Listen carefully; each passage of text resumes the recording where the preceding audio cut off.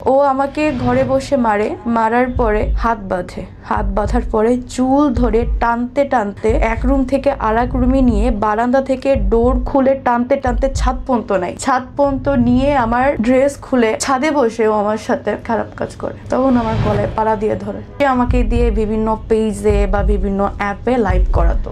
আমি লাইভে গিয়ে ছেলেদেরকে বলতেছি যে এখানে video service available, please inbox me. এটা আর কি, মানে তোমাকে দিয়ে উন্মুক্ত ভিডিও দেখানোর। তো আমাকে কেউ ওকে টাকা দিছে আমি জানি না, তো সে টাকা পেয়ে আমাকে বলতেছে দেখো অমুক জায়গায় অমুক নাম্বার আছে, ওই নাম্বারে তুমি এত মিনিট দাও। তখন আমি ডেনাই করি যে আমি দিব না। তখন ও আমাকে কিছু গালি দিয়ে বলে তুই দিবি না কেন, তুই দিবি, তুই ওরে 5 মিনিট দিবি, বুঝোস না। কথাটা ঠিকই এরকম ছিল লাইনটা। একজন আমাকে একটা অ্যামাউন্টের কথা বলেছে, বা ও যে অ্যামাউন্ট নির্ধারণ করেছে তার থেকে আমি একটু কম বলেছিলাম বিধায় সে আমাকে বলতেছে আমি তোর দাম উপরে উঠাইছি, তোর দাম নিচে নামাইতেছি। এভাবে আমরা সৎ উপায়ে বেশি দিন না বাঁচতে পারবো না। আমাদেরকে বড় হতে হলে একটু অসৎ উপায় অবলম্বন করতে হবে। আমাকে তখন এই কাজটার অফার করে। কি কাজ? দেহ ব্যবসার কাজে অফার করে, সে ডিরেক্টলি অফার করে। কি বলছে? হ্যাঁ, তখন আমাকে সে ডিরেক্টলি অফার করে দেখো এভাবে হলে প্রতিদিন আমরা 10,000 টাকা আর্ন করতে পারবো, ইনকাম হবে প্রতিদিন 10,000 টাকা। মরে যাওয়াটা না এত সহজ না। তো একটা পর্যায়ে আমি তাকে বলেছি ঠিক আছে আমি রাজি, তবে আমাকে একটু খেতে দাও। এবং আপনি ওই লোকটার জন্য কাঁদতেছেন। এখন আপনি এটাকে ভালোবাসা বলবেন? যেই হাজবেন্ড পাশের রুমে বসে নিজের ওয়াইফকে জোর করে আরেকটা লোকের সাথে শোয়াচ্ছে, একটা না অসংখ্য মানুষের সঙ্গে দেহ ব্যবসা করাচ্ছে, আপনি তার জন্য কাঁদতেছেন। ভিডিও কলে অসংখ্য মানুষের কাছে আপনাকে খোলামেলা উপস্থাপনা করতেছে এবং বেচতেছে। আপনি বলতে চান এটা ভালোবাসা? এটা ভালোবাসা না। সে হয়তো আমাকে ভালোবাসেনি, কিন্তু আমি তো ভালোবেসে বিয়ে করেছিলাম। আমার মনে না এতটুকু ছিল যে আল্লাহ জনাকে চেঞ্জ করে দেয়। পুরো জায়গাটায় বিশ্বাস করেন শুরুর দিনে যখন আপনি বলছিলেন আপনার হাজবেন্ড আপনাকে বিক্রি করে দেয় মানুষের কাছে। হ্যাঁ, আসলে আমি ডিভোর্সে ছিলাম। আমার সাথে তার পরিচয় হয় একটা অ্যাপে বা সামাজিক যোগাযোগ মাধ্যমে। এক পর্যায়ে তার আমাকে ভালো লাগে, আমারও তাকে ভালো লাগে। সে আমাকে বলেছিল যে তার একটু আর্থিক সমস্যা আছে, একটু কষ্ট করে চলতে হবে। ঠিক আছে, সমস্যা নেই, আমি অভাবের ভিতরে বড় হয়েছি, আমি সারভাইভ করতে পারবো। তো তাকে ওইভাবেই বিয়ে করা। বিয়ে করার প্রথম 1 মাস এমন অবস্থা গেছে আমাদের, আমরা 2 দিন আসলে ঠিকমতো খেতে পারিনি। খাবারের কষ্ট? হ্যাঁ, খাবারের কষ্ট, জামা কাপড়ের কষ্ট, ঠিকমতো বাসা ভাড়াটা বেয়ার করতে পারিনি। সব দিক থেকে এক প্রকার কষ্ট গেছে। তখন আর কিছু উপায় না পেয়ে আমি যেহেতু ইন্টার কমপ্লিট, সেহেতু আমি যেহেতু মার্কেটিং এক্সপার্ট ছিলাম আগে, আমি চাকরি খোঁজার জন্য বের হই। সেও টুকটাক চেষ্টা করে কিন্তু অতটা না। তার একটাই বক্তব্য ছিল সে কিছুই পারে না, সে কি করবে, সে ইট ভাঙতে তার কষ্ট হয়, সে রিক্সা চালাতে তার মান সম্মান লাগে, সে কিছুই করবে না। আমি তাকে কোনো প্রেশার দিই না। আমি একটা মার্কেটিংয়ে ছোটোখাটো একটা জব অ্যারেঞ্জ করি। অ্যারেঞ্জ করার পরে মোটামুটি একটা পজিশনে আসি। এটা কি বিয়ের পর? বিয়ের পরে, হ্যাঁ। আমি একটা জব অ্যারেঞ্জ করি, সে তখন কিছুই করতো না। আপনাদের বিয়ের সময় কি আপনাদের পরিবার ছিল সাথে? না, বিয়ের সময় পরিবার ছিল না। মানে 2 পরিবারের মতের বাইরে গিয়ে বিয়ে করা? হ্যাঁ, মতের বাহিরে বলতে তার মাকে সে বলেছিল, তার মা ডেনাই করেছিল বিকজ অফ আমি ডিভোর্সি, এর জন্য তার মা রাজি হননি। আর আপনার পরিবার? আমার পরিবার তো রাজি হয়নি। কেন? কেন আসলে তারা আমার ভালোর জন্যই চাইতো যে আমি আরেকটু সময় নিই বা আরেকটু ডেভেলপ হয়ে দেন বিয়ে শাদীর বিষয়টাতে যাই, কিন্তু ওই যে ভালো লেগে যাওয়ার ব্যাপারটা। আপনি বলছেন যে আপনার বিয়ের সময় আপনার মা বাবা ছিলেন না সাথে? জি। ওরা কি জানতো যে বিয়ে করে ফেলবেন আপনি? আসলে যেহেতু প্রতিটা মানুষই তো তার গার্জিয়ানকে খুবই ভয় পায়, আমিও সে জায়গা থেকে আমার বাবাকে বা আমার মাকে ভয় পাইতাম। একটা টাইম হয়তো বলতে চাইনি, একটু লেট করে বলবো, এভাবেই তাদেরকে বলা হয়নি। তখন বয়স কত আপনার? তখন আমার বয়স 21 অথবা 20। ওকে। বিয়ের পরে আপনি উঠলেন কোথায়? বিয়ের পরে আমরা উঠেছিলাম আবদুল্লাপুরে, উত্তর আবদুল্লাপুরে একটা ফ্ল্যাটে, দুজনে? Single flat. হ্যাঁ। ওকে। টাকা পয়সা ইনকাম? টাকা পয়সা তখন তার কাছে কিছু ছিল, ওইটা দিয়ে আমরা ফ্ল্যাটে উঠি, কিন্তু যতটুকু ছিল ততটুকু দিয়ে পরের মাসে চলার মতো কিছু ছিল না। ওকে। তো আমি ওই মাস থেকেই জব স্টার্ট করি আপনার বাংলা মোটরে। তো জব আব্দুল্লাহপুর থেকে আসতে হ্যাঁ বাংলা মোটরে বাংলা কাজ মোটরে করতে? প্রতিদিন আসা যাওয়া লাগতো, একটু খরচ ছিল। এই জন্য আমি অফিস থেকে স্যারকে আমার অবস্থার কথা বলে আমি বলছিলাম, স্যার আমার একটু সমস্যা, আমার যাওয়া আসার প্রবলেম, আপনি একটু কিছু স্যার কষ্ট করে স্যার আমাকে কিছু অ্যাডভান্স দিতেন। তো উনি একটা পেপারে সাইনিং করে আমাকে জাস্ট 3,000 টাকা যাওয়া আসা বাবদ দিয়েছিল। তো ওই টাকাতে যাওয়া আসা করতাম। তো আমি যখন অফিসে থাকতাম তখন থেকে সে আমার অনুপস্থিতিতে বাসায় মেয়ে আনতো। কতদিনের মধ্যে এই ঘটনা? এটা ফার্স্ট অফিস যেদিন শুরু করি তার 3 দিন পর থেকে মানে শুরু হয়। বিয়ের 1 মাসের মাথায়? জি। কেন? এই প্রশ্নটা আমারও ছিল, কেন? কারা? আসলে প্রথম প্রথম আমি ভাবতাম হয়তো ও বোধহয় কারোর সাথে রিলেশনশিপে আছে, হ্যাঁ। হয়তো ওই জায়গা থেকে। দেখি না, বিভিন্ন টাইম বিভিন্ন মেয়ে আসতেছে। আর যে সিকিউরিটি ছিল তাকে বলতো যে আমার বোন, তো সিকিউরিটি বলতো যে আপু আপনার কয়টা বোন, আসলে কয়টা বোন আপনার? আমি বললাম আমার তো কোনো বোন এখানে আসবে না। হ্যাঁ। আমি তখন সিকিউরিটিকে বলিনি, কেন বলিনি, কারণ আমার ফ্যামিলি পারিবারিক বিষয়টা বাইরের কেউ জানবে, এটা আমি তখন চাইনি। তো আমি সিকিউরিটিকে ধরা দিতাম না যে হ্যাঁ আমার বোন আছে। তো আমি তাকে ধরি একদিন যে কি আসলে। কিভাবে, মানে আপনি কি কোনোদিন দেখছেন নাকি না সিকিউরিটি আমি তো বলছে? সিকিউরিটি দেখেছি, আমি কিভাবে দেখবো? বিকজ অফ আমি তো সকাল 8টায় বের হই আর বাসায় আসতে বাজে আপনার 8টা 8:30। হ্যাঁ। তো আমি কিভাবে দেখবো এটা? আপনি যখন ঢুকতেছেন তখন সিকিউরিটি আপনাকে বলতেছে ইভেন মানুষ আসছে? সে আমাকে বাসে উঠায় দেওয়ার পরে ওই সাইড থেকে মেয়ে নিয়ে আসে। হ্যাঁ, মেয়েরা আবার ওর থেকে টাকা পয়সাও চাই। তো ফার্স্টে যখন আমি এটা বুঝতে পারি যে ও একটা মেয়েকে বাসায় আনতেছে বা এনেছে, তখন আমি তাকে ধরি। সে কেমন আমাকে করে বলে, বুঝলেন? ওই যে সিকিউরিটি বলেছিল যে আপনার আসলে কয়টা বোন। আর আরেকটা ক্লু পেয়েছিলাম হচ্ছে ওকে একজন হোয়াটসঅ্যাপে মেসেজ করেছিল যে আমার এতটা টাকা লাগবে। কখন?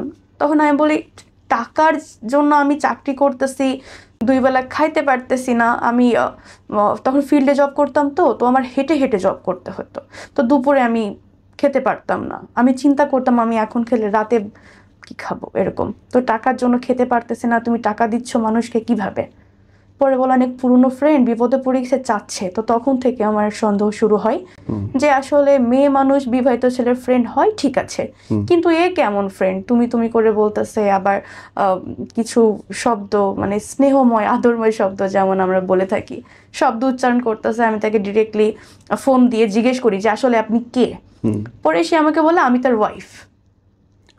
ওয়েট, মানে আপনি ওয়াইফ, আপনি যে ফোন করলেন তারে, সে বলতেছে সে ওয়াইফ। এখন আমি তো আমার পায়ের তলে থেকে মাটি সরে গেছে যে আমি তার ওয়াইফ, সে আবার ওয়াইফ, মানে ওয়াইফ কয়জন? আমি বললাম আসলে কি আপনি তার বিবাহিত স্ত্রী? পরে সে বলে যে না এখনো বিয়ে করিনি, কিন্তু বিয়ে করব। বললাম বিয়ে করব তাই ওয়াইফ বলতেছেন? পরে বলতেছে যে ও কি বিবাহিত? আমি বললাম হ্যাঁ ও বিয়ে করেছে 1 মাস হচ্ছে। তো পরে বলে এটা তো আমি জানতাম না। তো তার সাথে কথা বললাম, এক পর্যায়ে জানতে পারি সে আমার বাসায় 1 বার না 52 বার এসেছে। তাদের ভিতরে অনেক কোয়ালিটি টাইমও ছিল। তো অনেকবারই সে বাসায় এসেছে। সে বলেছে যে এটা তার বন্ধুর বাসা, তার বন্ধুর ওয়াইফ আর বন্ধুর হাজবেন্ড চাকরি করে, সেখানে তারা টাইম স্পেন্ড করতেছে। তো এটা যখন একদম পুরাই আমি জেনে যাই, তখন ওই মেয়েটাকে প্রচণ্ড গালিগালাজ করে আমার এক্স হাজবেন্ড। হ্যাঁ, কেন করে? তার দোষ কি? সে কেন বললো আমার কাছে? আচ্ছা। তো ওই মেয়েটাকে সব জায়গা থেকে ব্লক করে দেয়, নাম্বার ডিলিট করে দেয়। আর আপনি তখন আপনার আমি হাজবেন্ডের কাছে জবাব দিতে চাইলেন না? হ্যাঁ চেয়েছি যে আসলে কেন। পরে বলে আসলে একা একা থাকি তো সময় যায় না। তখন আমি ছেড়ে দিচ্ছি, ঠিক আছে আমি চাকরি বাকরি কিছুই করতে পারবো না, তোমার সংসার তুমি কিভাবে চালাও সেটা তুমি জানো, আমি কিচ্ছু করতে পারবো না। তখন আমার থিঙ্ক ছিল এটা। সে আমার পায়ে ধরে মাফও চায়, আমি মাফ করে দিই, কারণ এটা আমার দ্বিতীয় বিবাহের জন্য।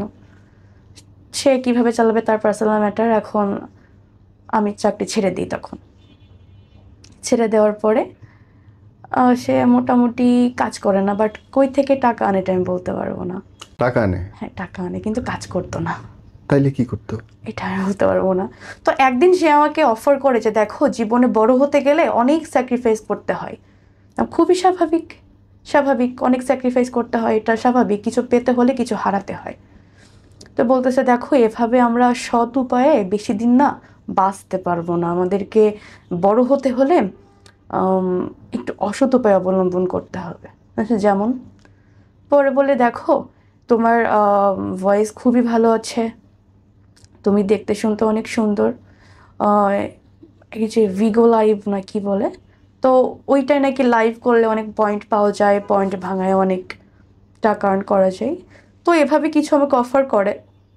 সত্যি বলতে আমি মিথ্যা কিছু বলবো না, আমি ফার্স্টে বলি ঠিক আছে, যদি এই লাইফটা করলে যদি টাকা আসে ঘরে বসে কি সমস্যা, ঠিক আছে আমি করব। যখন দেখলো যে না এটা থেকে আসলে কিছুই হচ্ছে না, তখন আমাকে বাদ দিতে বললো। আমিও বাদ দিয়ে দিলাম। বাদ দেওয়ার পরে সে আমাকে বললো এভাবে হবে না, আর একটু কষ্ট করতে হবে। কেমন কষ্ট? তাহলে আমাকে তখন এই কাজটার অফার করে। কি কাজ? দেহ ব্যবসার কাজে অফার করে, সে ডিরেক্টলি অফার করে। কি বলছিল? হ্যাঁ, তখন আমাকে সে ডিরেক্টলি অফার করে দেখো এভাবে হলে প্রতিদিন আমরা 10,000 টাকা আর্ন করতে পারবো, ইনকাম হবে প্রতিদিন 10,000 টাকা। আমরা 2-3 মাসের ভিতরে আমরা সেটেল হয়ে যেতে পারবো, আমার অনেক দেনাদায়িক আছে ওইগুলো শোধ হয়ে যাবে, আমরাও সেটেল হয়ে যাব, আমরা তারপরে বিদেশে চলে যাব। টু বি অনেস্ট, আমি তখন ডিরেক্টলি না করে দিই যে না, তখন আমি চলে যেতে চাই। ব্যাগটা নিয়ে, আমার যে ব্যাগ ছিল সেটা কাপড় চোপড় গোছায় আমি চলে যেতে চাই। আমি চলে যেতে কেন চাইলাম এইটার জন্য ও তখন আমার প্রথম গায়ে হাত দেয়। ও আমাকে যখন আমার গায়ে হাত দেয় না, খুব ক্যালকুলেশন করে মারতো প্রতিবারই। যেমন ধরেন আপনি ওইখানে বসে আছেন, ঠিক কতটা স্টেপ পেছনে গেলে মানে দৌড়ে এসে একবারে আপনার মুখে লাথি দেওয়া যায়। সে খুব ক্যালকুলেশন করে মারতো। সে বেশিরভাগ মুখে মারতো, পিঠে মারতো, আর হচ্ছে মাথায় মারতো, শরীরে কখনো মারতো না। আর যখন সে আমাকে মারতো তার 1 থেকে 2 সপ্তাহের ভেতরে কখনো ঘর থেকে বাহিরে নিয়ে যেত না। এটা তার একটা স্ট্রিক্ট ছিল, কারণ ঘর থেকে নিয়ে গেলে হয়তো অসুস্থ দেখলে বা গায়ে দাগ দেখলে জিজ্ঞেস করবে যে কি হয়েছে কেন, বা আমি যদি কখনো পুলিশের কাছে হেল্প চাই, এজন্য কখনো সে আমাকে বাহিরে নিত না। আপনার স্বামী আপনাকে স্ট্রেট বললো তুমি দেহ ব্যবসা করো, এবং আপনি তারপরে বের হয়ে গেলেন না, আপনি বাসায় থাকলেন? আমি বের হতে চেয়েছিলাম তখন স্যার, আমি থাকি 6 তলার উপরে, হ্যাঁ ডোর অফ করলে কিন্তু শব্দ বাহিরে যায় না। হ্যাঁ। আমার ফ্যামিলি এখানে থাকে না, তারা থাকে গ্রামে, ঢাকাতে আপন বলতে কেউ নেই। সে যদি আমাকে দরজা বন্ধ করে মেরে ফেলে স্যার, জীবনের ভয় কার নেই বলেন? ওকে, আমার আরো প্রশ্ন আছে, করবো, তার আগে শুনি তারপরে কি হলো। তারপরে সে আমাকে অনেকদিন ফোর্স করে, না না না না করতে করতে এক প্রকার সে আমাকে বোঝানোর জন্য ঘরে বাজার ঘাট সব কিছু অফ করে দেয়, সব কিছু অফ করে দেয়। সে ঠিকই যাইতো, সে যখন যাইতো আমাকে বাহির থেকে তালা মেরে যাইতো আর কি, মানে আমি যদি বের হইতে না পারি, অলওয়েজ ডোরে তালা থাকতো। তার বোনের বাসায় যাইতো। আরও ঘটনা আছে, আসলে তার বোনের বাসা তার বোনের বাসা না, তার আবার আগে বিয়ে আছে, 13 বছরের সংসার আছে, সে ওইখানে যাইতো, বাট তার বোর পরিচয়টা দিত ছোট বোন হিসেবে, যে ওইটা আমার ছোট বোন বড় বোন এইভাবেই আর কি, মানে বোনের পরিচয় বউকে রাখতো। ছি। আর আমাকে রুমে এভাবে তালা মেরে চলে যেত। এভাবে 2-1 দিন বাসায় খাবার দিত না। আমি তো মানুষ, আমার তো খাবারের প্রয়োজন আছে। আসলে মরে যাওয়াটা না এত সহজ না। একদম। তো একটা পর্যায়ে আমি তাকে বলে যে ঠিক আছে আমি রাজি, তবে আমাকে একটু খেতে দাও। আমি আমি অনেক খাই না, আমার আসলে কথা বলতে পারতেছি না আমি তখন, আমার পুরো হাইপার শুরু হয়ে গেছে, যে কাঁপাকাঁপি শুরু হয়ে গেছে খিদায়। তখন সে আমাকে বললো যে ঠিক আছে, আমি আমার বোনের কাছ থেকে রান্না করছে, আমি ভাত নিয়ে আসতেছি। তো এইভাবে ও, যখন আমরা আবদুল্লাপুরে ছিলাম তখন ও লোক আনতো। আপনি আমাকে প্রথম দিনটা বলেন, প্রথম দিন থেকে ওই যে বললাম যে যখন আমাকে ফোর্স করলো, খাবার দাবার দিল না, যখন আমি রাজি হয়ে গেলাম তখন থেকে ও হচ্ছে লোক আনা নেওয়া শুরু করে। প্রথম লোক আনার গল্পটা বলেন।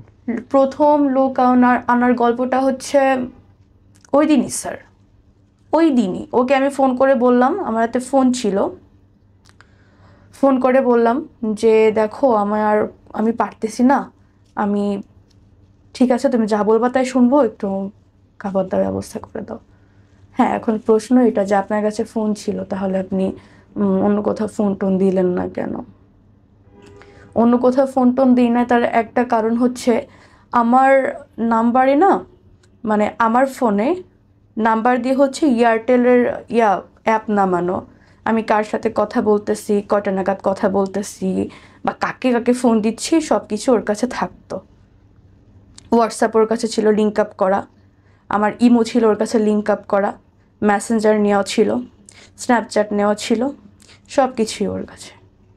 ও যখন আমাকে তার আগের দিন মারে না স্যার, তখন আমার মনে একটা ভয় চলে এসেছিল যে যদি কিছু করি, যদি মেরে ফেলে, হইতে পারে, একটা ভয় ছিল মনে। সে ভয় থেকে আমি আসলে সাহস পাইনি তখন। কিভাবে পাবো? আমাকে সাপোর্ট দেওয়ার মতো কেউ ছিল না। কার কাছে বলবো? ফ্যামিলির কাছে বলবো? ফ্যামিলি তো এই কথা শুনলে নিজে স্ট্রোক করে মরে যাবে। আমার মা, আমার বাবা দুজনে হার্টের রুগী। বলিনি ভয়ে। সেদিন ও আসার সময় লোক নিয়ে আসে, সেদিনই লোক নিয়ে আসে। দেন ফার্স্ট যেটা হয়, টাইম ছিল 1 ঘন্টা, 1 ঘন্টা 5 মিনিট, একটু বেশি হয়েছিল, 1 ঘন্টা থেকে 5 মিনিট। 5 মিনিট বেশি কেন হলো? এর জন্য সে আমাকে আবার মারে। সে আমাকে শুধু মারে না, গরম পানি করছিল, ওই গরম পানি আমার গায়ে ঢেলে দেয়, শুধুমাত্র গোসলের নামে, যে এখন গোসল করতে হবে। সে আমার রুম থেকে আমার চুল ধরে টানতে টানতে টানতে টানতে ওয়াশরুমে নিয়ে যাই, যে তোর এখন গোসল করতে হবে বলে আমার গায়ে গরম পানি ঢেলে দেয়। কিছু বলি না। ওই সময় ও ছিল কোথায়? ওই 1 ঘন্টা ও ছিল কোথায়? রুমে ছিল।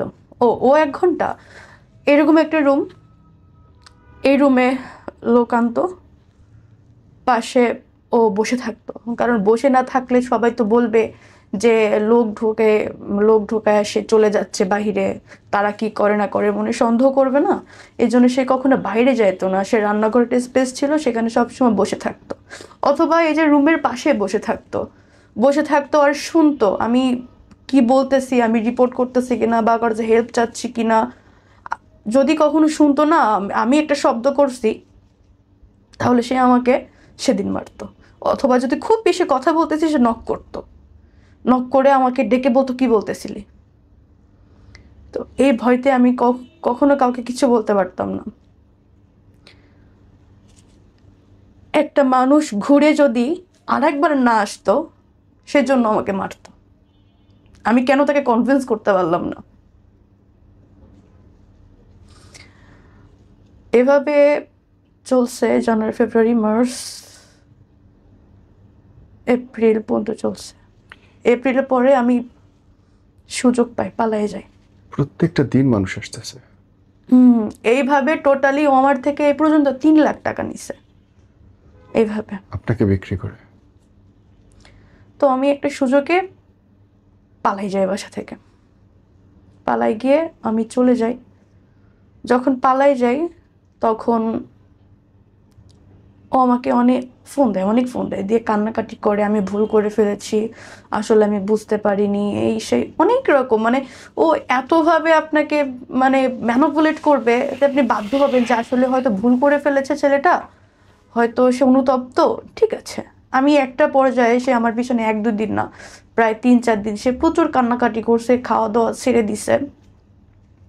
সে কোরআন শরীফে হাত রেখে বলছে যে দেখো আমি ভুল করে ফেলেছি, প্রয়োজনে আমি তোমাকে রাজমিস্ত্রি যোগান দিয়ে ভাত খাওয়াবো, তারপর আমি তোমাকে দিয়ে কাজের কোনো দিন করাবো না, আমার অনেকবার ভুল হয়ে গেছে। যেহেতু সেকেন্ড ম্যারেজ, আমি তাকে সুযোগ দিয়ে আবার হচ্ছে ঠিক আছে। সে ওইখান থেকে বাসা চেঞ্জ করে, বাসা চেঞ্জ করার পরে আমি বলি ঠিক আছে, তোমার কিছু করা লাগবে না, তুমি এটা কাজ করো, খুলনা চলে আসো। আমি এখানে যেহেতু এনআরবি ব্যাংকে মার্কেটিংয়ে জব করতাম, তো আমি মার্কেটিংয়ে তোমাকে মার্কেটিং বা জব করে তোমাকে খাওয়াবো, হয়ে গেছে। তো আমি চলে যাই, চলে যাওয়ার পরে কক্সবাজারে যাওয়ার পরে একই কাহিনী। তবে এবার হয়তো সে লোক আনা নেওয়াটা করতো না, সে আমাকে দিয়ে বিভিন্ন পেজে বা বিভিন্ন অ্যাপে লাইভ করাতো। কিরকম? লাইভটা হচ্ছে এরকম, আপনি একটা প্রোডাক্ট সেল করতেছেন, প্রোডাক্টটার কোয়ালিটি কি বা প্রোডাক্টটা কি দিতে পারবেন, ওরকম একটা লাইভ, কিন্তু টপিকসটা চেঞ্জ। কিরকম?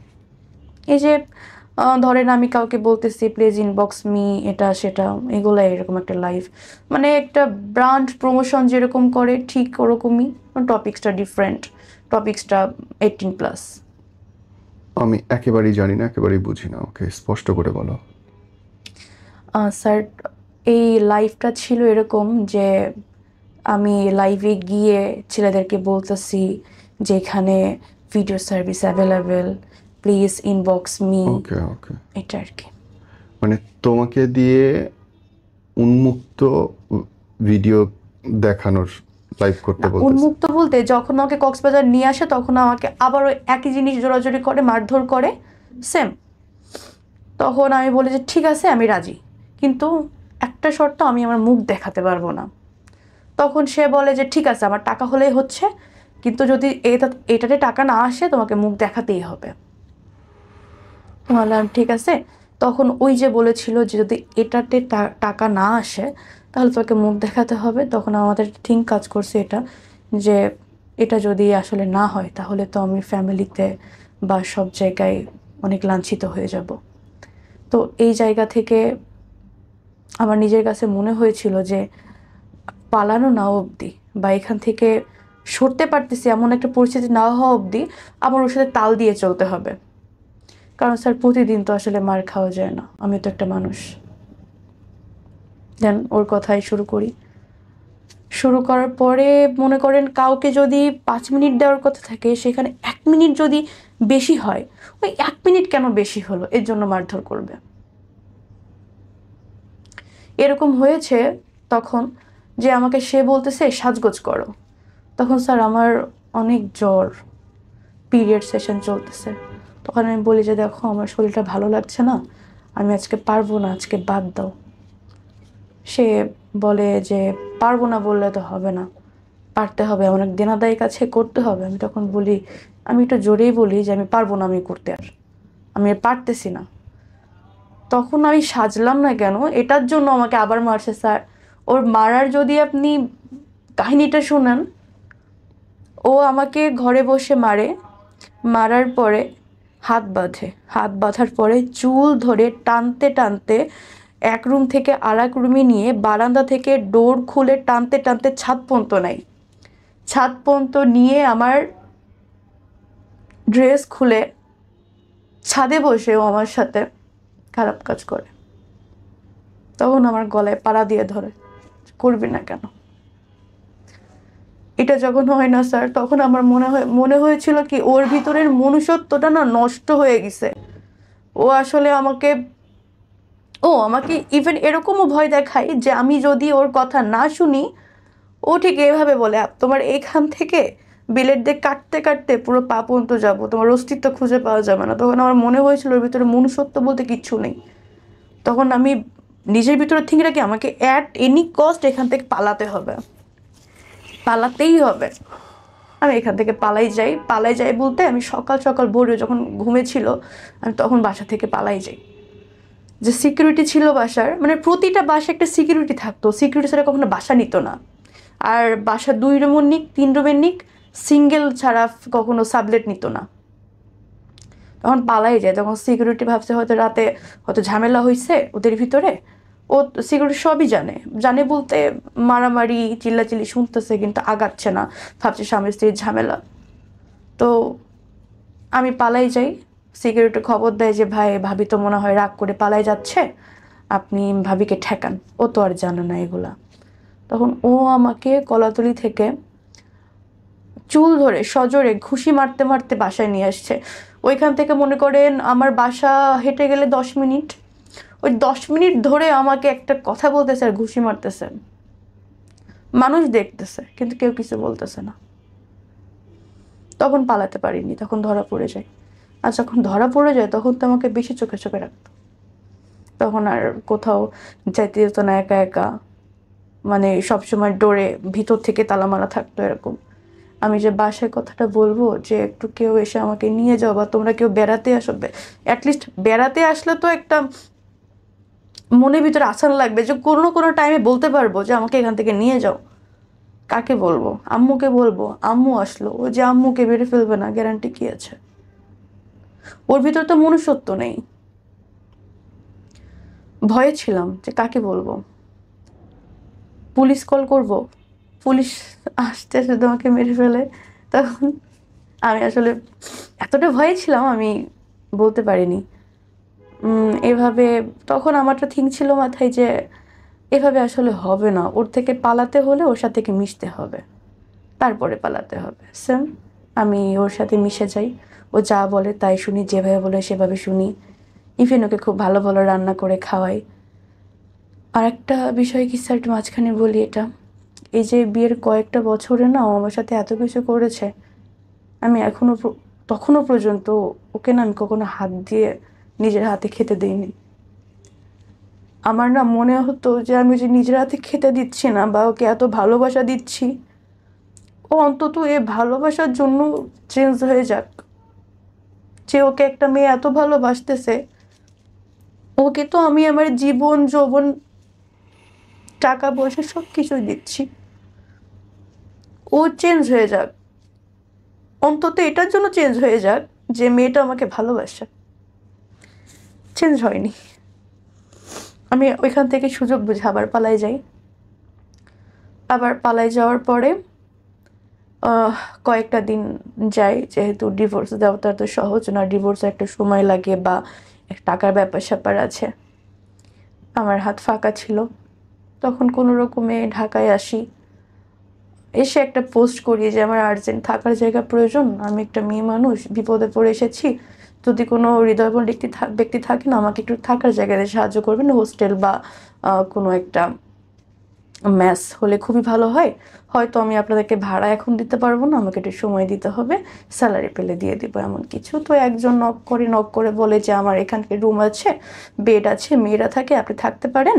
আপনি কোথায় জব করেন? আমি বললাম স্যার আমি এখানে জব করি না, কিন্তু খুঁজতেছি। বললো ঠিক আছে, আমার এখানে ভ্যাকেন্সি আছে, আপনি আমার এখানে ঢুকে পড়েন মার্কেটিংয়ে, আর আপনি আমার এখানে থাকেন। তো এভাবে জয়েনিং করার পরে সে আমাকে বলল যে আপনি 6 মান্থের ভিতরে জব ছাড়তে পারবেন না, আর আপনার রিয়েল সার্টিফিকেট দিতে হবে।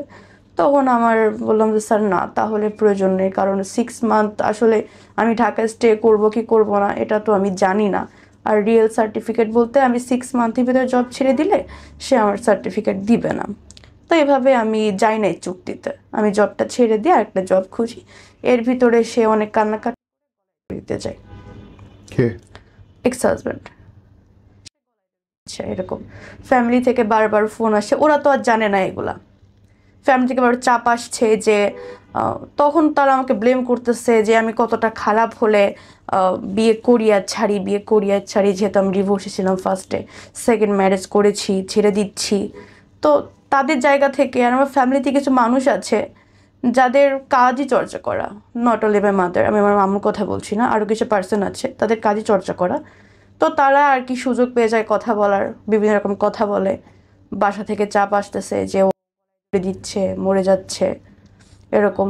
তো ফার্স্ট আমি তাকে ফোন দিলাম, দিয়ে বললাম যে এগুলো কী শুরু করছেন আপনি? আপনার সাথে হয় না, আমি তো আপনার কোনো ক্ষতি করিনি, আমি তো কি এখান থেকে বের হয়ে থানায় যাইনি, তাহলে আপনি এগুলো কেন শুরু করতেছেন? পরে বলে যে আমি ভুল করে ফেলছি, আবারও আমি এরকম আর ভুল করব না, তুমি দরকার পড়ে স্ট্যাম্প করে নাও, আমি এরকম ভুল আর করবো না, তুমি যদি আমাকে ফিরিয়ে ধরে দিব। আমি ফোন কেটে দিই। ফোন কেটে দেওয়ার পরে ওর মা আমাকে ফোন দেয়।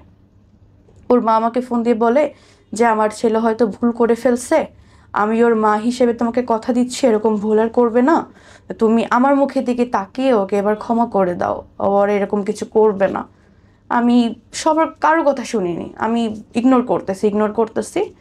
পরে একটা টাইম শুনি দৌড়ে দিচ্ছে। এখন ফ্যামিলি থেকে আমাকে বলতেছে যে সে যদি ওর কিছু হয়ে যায় দায়ভার কি তুই নিবি, এটা সেটা। ওর মা কান্নাকাটি করতেছে যে আমার ছেলে ভুল হয়তো করেই ফেলছে, তোমাকে জায়গা লিখে দিব, মানে যত রকম প্রলোভন দেখানো যায় আমাকে তত রকম দেখাচ্ছে। কিন্তু স্যার আমার কখনো টাকা পয়সার লোভ ছিল না, কখনোই ছিল না। তখন একটা সময় সে তার মৃত বাবার কসম খায়, সে বলে যে আমি তোমাকে স্ট্যাম্প করে দিব, আমি কখনো তোমাকে মারবো না, কখনো এগুলো করাবো না, বা হচ্ছে আমি তোমাকে আমার জায়গা লিখে দিব, জায়গা জমি লিখে দিব যাতে তোমার একটা সেফটি থাকে। আমি বললাম ঠিক আছে, তাহলে আমি ওইখানে যেতে পারবো না, কক্সবাজারের হবে না, আমি ঢাকায় একটা জব নিচ্ছি, তোমাকে লাস্ট বারের মতো সুযোগ দিচ্ছি, তোমার সাথে লাস্ট বারের সুযোগ কি আছে, তুমি যদি এবার ভালো না হও এবার কিন্তু তুমি আর সুযোগ পাবে না। আমি আসলেই বোকার মতো সুযোগ দিচ্ছিলাম। ভালোবাসতাম তো প্রচুর। ভুলে যায় আসলে মানুষ, দুইটা ভালো কথা বললে, একটু হাসি মুখে কথা বললে ভুলে যায় অনেক কিছু। আমি তাকে আবারও সুযোগ দিই লাস্ট বার বলে। মাঝে আমার ডেঙ্গু পজিটিভ হয়, অনেক অসুস্থ ছিলাম। সুস্থ হওয়ার পরে আমরা আবার 8 নম্বরে বাসা নিই। 8 নম্বরে বাসা নেওয়ার আগ পর্যন্ত সব কিছু ঠিকঠাক ছিল। 8 নম্বরে বাসা নেওয়ার পরে মানে আমার ডেঙ্গু পজিটিভ মানে সুস্থ হওয়ার 1 মাস পরে থেকে তখন আমাকে আবার প্রেশারাইজ করতেছে যে এভাবে হচ্ছে না, বেশি না, তুমি আর আরেকটা মাস করো, আর একটা মাস করলে আমার সব দিনাদেক শোধ হয়ে যাবে, তোমাকে দিয়ে আর করাবো না, আমরা বাইরে চলে যাব। বাইরে চলে যাব বলতে আমাকে বাইরে পাচার করতে চেয়েছিল। যখন আমি ওর এই যে থিংটা আবার দেখতেছি তখন তো বললাম না, ও তো চেঞ্জ হয় নাই। তখন আমি এবার সিদ্ধান্ত নিই যে এবার আর লেট করব না, এবার ডিভোর্স দিয়েই দিব, কারণ আমি ওর বউ, এই অধিকারে সব করতেছে। তখন এভাবে ওর কাছে আমি শিকার যাইনি যে আমাকে ডিভোর্স দিব, ভালো মন্দ আমি শিকার যাইনি। এর মাঝে আমাকে অনেকবার হুমকি দিচ্ছে, ওটা পরে বলি। তো একদিন ও দেখলাম যে আমাকে বলতেছে যে দেখো এ এত মিনিট পাচ্ছে, তুমি একে এত মিনিট দাও, হ্যাঁ। তখন ও আবার আমাকে আবার তালা মারছে, তালা মেরে ওর ওয়াইফের কাছে গেছে, আমি জানতাম না। তো আমাকে কে ওকে টাকা দিছে আমি জানি না। তো সে টাকা পেয়ে আমাকে বলতেছে দেখো অমুক জায়গায় অমুক নাম্বার আছে, ওই নাম্বারে তুমি এত মিনিট দাও। তখন আমি ডেনাই করি যে না, আমি দিব না। তখন ও আমাকে কিছু গালি দিয়ে বলে যে আমি কি উল্লেখ করব, রিপোর্ট খাবে না? আচ্ছা, সে আমাকে বলে যে কি তুই দিবি না কেন, তুই দিবি, তুই ওরে 5 মিনিট দিবি, বুঝোস? কথাটা ঠিকই এরকম ছিল লাইনটা। তো যখন এই কথাটা আমি হয়তো ভালো করে বলতে পারতে, বাট টোনটা খুবই অ্যাগ্রেসিভ ছিল ওর। যখন এই কথাটা বলে তখন আমি ডিসিশন নিই যে ওর এখানে আর না। আমি তখন ওইটা না একটা স্ক্রিন রেকর্ড নিয়ে নিই, কারণ ওর যে মেন্টালিটি, আমি যদি চলে যাই ও আমাকে ফাঁসানোর চেষ্টা করবে 100-100 আমি জানি। তখন আমি ওর স্ক্রিন রেকর্ডটা নিয়ে নিই। আরেকটা কথা, সেটা হচ্ছে একজন আমাকে একটা অ্যামাউন্টের কথা বলেছে, বা ও যে অ্যামাউন্ট নির্ধারণ করেছে তার থেকে আমি একটু কম বলেছিলাম বিধায় সে আমাকে বলতেছে আমি তোর দাম উপরে উঠাইছি, তোর দাম নিচে নামাইতেছিস। মানে কত বড় খানকি হইলে তুই নিজের দাম নিচে নামাস। সে আমাকে কত সম্মানের জায়গায় উঠাইছে, আমি সেখান থেকে নিচে নেমে গেছি। তো এগুলো আমি স্ক্রিন বেশি রেকর্ড দামে করে রাখি। বেচতেছে বউ। হ্যাঁ, আমি দেন আবার পালাই যাই বলতে কি, আমি তাকে এটা বিশ্বাস করাই যে ঠিক আছে আমি পালাই গেছি, কার সাথে রাত কাটাইছি, এটা সেটা, আমি খারাপ, হ্যান ত্যান অনেক কথা বলে। আমি তখন তাকে বলি যে দেখো তুমি আমার লাইফ থেকে সরে যাও, না হলে কিন্তু আমি পুলিশ কেস করতে বাধ্য হব। তখন সে বলে ঠিক আছে আমি তোর লাইফ থেকে সরে যাব, এমনি তোরে দেওয়ার কাজ হচ্ছে না, হ্যাঁ এমনিও তোকে দেওয়ার কাজ হচ্ছে না, তুই একটু মোটা হয়ে গেছিস, কালো হয়ে গেছিস, এখন তোরে কেউ কিনতেছে না, তোরে দিয়ে এমনিতে আমার হবে না, আমার ব্যাংকের কার্ড আমার তোর কাছে আছে, তুই এসে খালি কার্ডটা দিয়ে যা হাউস বিল্ডিং, দেন আমি চলে যাব। আমি বললাম শিওর? ওরা বলে হ্যাঁ শিওর। আমি ওরকম, আমি কোনো বাসায় যাব না, চিপায় যাব না, ওর বাই রোডে ওর ব্যাংকের কার্ডটা দিয়ে আমার হিসাব ছিল আমি চলে যাওয়ার মতো। সেম কাজ আমি তাকে তার ব্যাংকের কার্ডটা দিই, দিয়ে মানে সে ওইখানে আমি এখানে, সে আমাকে চোখ দিয়ে ইশারা করতেছে, মানে সে আমাকে পাইলে আজকে খেয়ে ফেলবে। যখন আমি তার যে মুডটা দেখি তখন আমি আবার পিছে ব্যাক, যে না আমি ওই সামনে যাব না। তখন আমাকে দৌড়ে এসে ধরছে, ধরে বলে যে আমার ব্যাগে কার্ড দে, এভাবে এভাবে কার্ড দে কার্ড দে। আমি কার্ডটা দিলাম ওকে, দেওয়ার পরে আমি একটা রিক্সাওয়ালাকে ডাকি, যে মামা দাঁড়াও। রিক্সাতে উঠি, ও পিছন থেকে লাফ দিয়ে রিক্সাতে উঠে আমাকে সজোরে এই এই জায়গাটা দিয়ে আমার এইখানে 2-3টা এভাবে কেন দিয়ে হচ্ছে হিট করে। হিট করার ফলে আমার এই জায়গা থেকে কথা বের হইতেছে না। তো যখন আমাকে হিট করে তখন আমার একটা জোর ছিল যে আমি পাবলিক প্লেসে আছি, এখন তো আমাকে এভাবে মারতে পারবে না। তখন আমাকে রিক্সা থেকে ধাক্কা দিই। রিক্সাতে ধাক্কা দেওয়ার পরে এক প্রকার যখন পড়ে যাই, তখন তখন আমাকে আবার সজোরে হিট করে। যখন আমি চিল্লায় উঠি তখন লোকজন এসে ধরে যে কি ব্যাপার, আপনি রাস্তার পরে মেয়ে মারতেছে, বলো ও আমার ওয়াইফে মারবো না কি করব সেটা কি আপনাকে বলবো? পরে আমি সবাইকে বলি যে ভাই ও আমাকে দিয়ে এরকম অনেকবার মারধর করে, আমাকে বাসায় আটকে রেখে, ভাই আমি বাসায় যাবো না, আপনারা কিছু করেন। হাউস বিল্ডিংয়ে খুব একটা মানুষ জড়ো হয়ে যায়। জড়ো হয়ে যাওয়ার পরে তখন ওরা সবাই ধরে যে ভাই আপনি তো মেয়েরে এভাবে আটকায় মারতেছেন, মেয়ে তো স্বীকার করতেছে। বলে ভাই না, হাজব্যান্ড ওয়াইফের ঝামেলা ভাই, মিটমাট হয়ে যাবে, আমি দেখে নিচ্ছি ভাই। তখনও আমাকে লোকের কাছে বলে যে আমি কি তোমাকে সবসময় মারি, আমি তো তুমি অন্যায় করলে মারি, আচ্ছা ঠিক আছে মারবো না, বাসায় চলো। আমি বলি যে ভাই আপনি তো দেখেন আমি বাসায় যাবো না, ও বাসায় গেলে ভাই এটার জন্য আবার মারে বাসায় যাবো না। পরে সবাই বলতেছে যে ভাই আপু আপনার হাজব্যান্ড ওয়াইফের ঝামেলা আপনারা বাসায় গিয়ে মিটান, স্বাভাবিক বলবে। তো আমি বললাম স্যার আমি বাসায় যাব না। তো এইভাবে বাসায় যাব না করে ডানে গেলে সে ডানে যাচ্ছে, বায়ে গেলে বায়ে যাচ্ছে, সে আমাকে ছাড়বেই না। বেশ ভালো কথা, এই যে ও আমাকে রাস্তার পরে মারধর করছে এই কথাটা আমার ফ্যামিলি পর্যন্ত যায়। তখন আমার ফ্যামিলি থেকে বাবা মা ফোন দিয়ে তাকে ওয়ার্নিং দেয় যে আমার মেয়ে কিন্তু আগের সংসার ছেড়ে আসছে শুধুমাত্র মারধরের জন্য, তাই না? তুমি যদি এভাবে মারধর করো তাহলে বিষয়টা কেমন হয়ে যায় না, তুমি নেক্সট টাইম কখনো আমার মেয়ের গায়ে হাত দিও না। তখন ফার্স্ট টাইম ফ্যামিলির কাছে একটা রিপোর্ট যায় সে আমাকে মারছে। তো ফ্যামিলি তো আমাকে বোঝাই যে যেহেতু সেকেন্ড ম্যারেজ, তুমি একটু কষ্ট করে থাকার চেষ্টা করো, বিয়ে তো মানুষের বারবার হয় না, মেয়ে মানুষ তুমি একটু কষ্ট করে থাকার চেষ্টা করো। তো আমার মনে তো অন্য কিছু চলতো না, আমি তো জানি আমার সাথে কি হচ্ছে। তখন সে বললো যে ঠিক আছে তোমাকে আমি মারবো না, তোমাকে দিয়ে আমি এগুলোও করাবো না, চলো আমরা বাহিরে চলে যাই। আমি তো জানি ওর মনে কি চলে, আমি বললাম ঠিক আছে যাব। সে তাকে আমি সেদিন, বিশ্বাস করেন ভাই আমার মনের ভিতরে এটাই ছিল যে আমি ওদিনই পালাই যাব।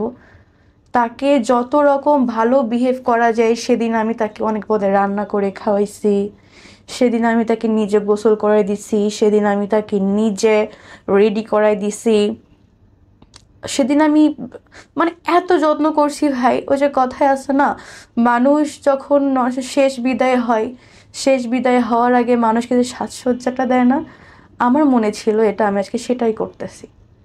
ইভেন সে যখন চলে যাবে ভাই আমি তাকে, মানে সে ট্যুরে যাবে, সে ট্যুরের জন্য রেডি হচ্ছে, সে ট্যুরে যাবে 2-3 দিনের জন্য, এই জন্য আমি তাকে অনেক রান্না বান্না করে দিচ্ছি। তাকে এটাও অফার করছি যে অনেক দূর তো যাবা, সাথে করে গেছে নিয়ে যাও, খাবা কি বাইরের খাবার খাওয়া ভালো না। তা আমি তাকে সেদিন জড়ায় ধরে ভাই অনেক কান্না করছি। কেন কান্না করছি ভাই, ও তো আমার সাথে খারাপ করেছে কিন্তু আমি তো এরকম ভালোবাসিনি ভাই। আমি ওকে তো ভালোবেসে বিয়ে করেছিলাম, এই একটা বছরে কখনো ওকে নিজের হাতে খাইতে পর্যন্ত দিই নাই। নিজের জানে ভাই আমি একটা ডিম একটা দুধ কখনো দেই না, প্রতিদিন হাফ কেজি করে দুধ রাখতো ভাই, একবার দুপুরে একবার রাতে, ডিম একটা দুপুরে একবার রাতে। নিজে কখনো নিজের পরনে একটা দিইনি। এই যে বাসায় এত খরচ হচ্ছে, ইনকাম হচ্ছে, সব আপনার দেহ বেচা টাকা। সব এই টাকাটা যদি আমি বাসায় দিই, আমি বাসায় কেন দিচ্ছি, এটার জন্য আমার মার খেতে হয়। এবং আপনি ওই লোকটার জন্য কাঁদতেছেন এখন। আপনি এটাকে ভালোবাসা বলবেন? যেই হাজবেন্ড পাশের রুমে বসে নিজের ওয়াইফকে জোর করে আরেকটা লোকের সাথে শোয়াচ্ছে, একটা না অসংখ্য মানুষের সঙ্গে দেহ ব্যবসা করাচ্ছে, আপনি তার জন্য কাঁদতেছেন। ভিডিও কলে অসংখ্য মানুষের কাছে আপনাকে খোলামেলা উপস্থাপনা করতেছে এবং বেচতেছে, আপনি বলতে চান এটা ভালোবাসা? এটা ভালোবাসা না, সে হয়তো আমাকে ভালোবাসেনি কিন্তু আমি তো ভালোবেসে বিয়ে করেছিলাম। আমার মনে না এতটুকু ছিল যে আল্লাহ যেন ওকে চেঞ্জ করে দেয়। পুরো জায়গাটায় বিশ্বাস করেন, শুরুর দিনে যখন বলল তারপর থেকে আজ পর্যন্ত আমার মনে হয়েছে আপনার দোষ। অবশ্যই আমার দোষ। আপনার যে শরীর, আপনি যদি চাইতেন তাকে আঘাত করে বেরোয় আসা, 999-এ কল করে বেরোয় আসা, দুনিয়াতে মানুষ বাঁচতেছে না একা একা কেন? প্রতিটা মোমেন্টে আপনার সুযোগ ছিল ওই লোকটাকে আঘাত করে বেড়ায় আসা, আত্মসম্মান নিয়ে বাঁচার জন্যে। ভয় ছিল। 1000টা মানুষের সঙ্গে আপনি কাপড় খুলে দাঁড়াইছেন, সেটার চেয়ে এইটা ভয় বেশি হইলো যে আমার সমাজের লোক কি বলবে?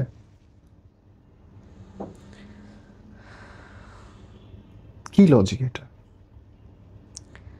জীবনের একটা ভয় ছিল, হয়তো মেরে ফেলবে, ভয়ে কিছু করতে পারি। এইটা বাঁচা? এটা বাঁচা না, এটা তো মরে যাওয়া, জীবিত লাশ। আপনার ভিডিও মানুষের কাছে ঘুরতেছে, আপনার ছবি মানুষের কাছে ঘুরতেছে, আপনি বলবেন এটা বাঁচা? ইচ্ছা করে।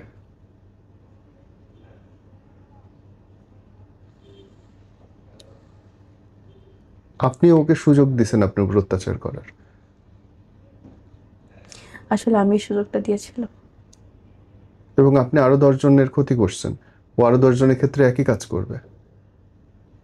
যতদিন ধরা না পড়বে, আপনি কেস না করবেন, এগুলো প্রমাণ না হবে, ততদিন সেম ঘটনা করতে থাকবে। ওর প্রথম টার্গেট হচ্ছে ডিভোর্সি বিধবা মেয়েগুলো, প্রথম টার্গেট। স্বাভাবিক। তারপরে আমি তাকে ডিভোর্স দিয়ে দিই। ডিভোর্স দেওয়ার পরে যেহেতু সে আমাকে দিয়ে কাজগুলো করিয়েছে, আমার একটা মান সম্মানের ব্যাপার আছে, একটা ফিউচার আছে, আমি তাকে বলি যে দেখো, তোমার সাথে আমার বনিবনা হয়নি, তুমি যে কাজগুলো করেছো আসলে আমি আর নিতে পারতেছি না, আমি তোমার সাথে থাকতে চাই না, ডিভোর্স লেটার পাঠিয়ে দিয়েছি, দেখে নিও, চেক করে নিও।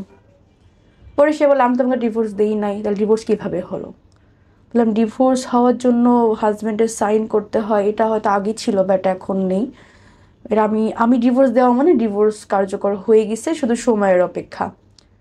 তো সেই এই টাইমটাতে সে আমাকে আবারও সেম এরকম এরকম বলে, বাট এবার আমি আর না মানে না, তাকে সব জায়গা থেকে ব্লক করে দিই এবং তাকে বলি যে দেখো, আমি তোমার নামে কোনো মামলায় যাব না, দয়া করে তুমি আমার সম্মান নষ্ট করো না, আমি তোমার সম্মান নষ্ট করব না, কারণ আমি আমি চাই না কোনো ঝামেলা হোক।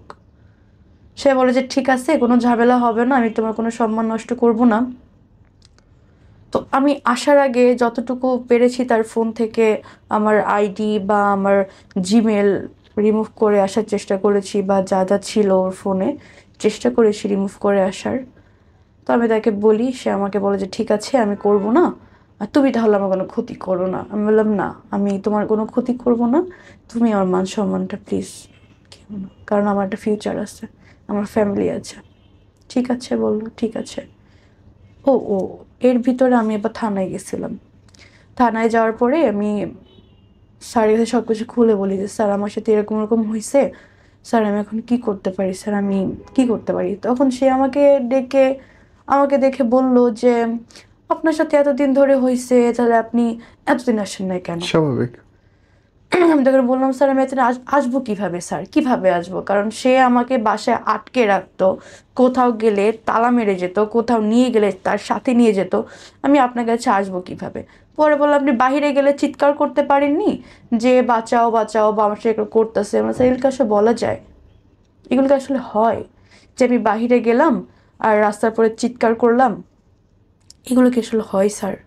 মানে কতটা মেয়ে পারে? বললো যে পারেননি সেটা তো আপনার ফল, তাহলে আপনি এখানে কেন আসছেন আমাদের কাছে? এভাবে অনেক কথা বলে। বলার পর আমার মনে হয় যে এভাবে আসলে কিছু হবে না, আমি উঠে চলে আসি। তারপর আমি নিজের ভিতরে সেট করে নিই যে যা ছিল কপালে ছিল, হয়ে গেছে, এটা নিয়ে তো পড়ে থাকা যাবে না, আবার সামনে আগাতে হবে।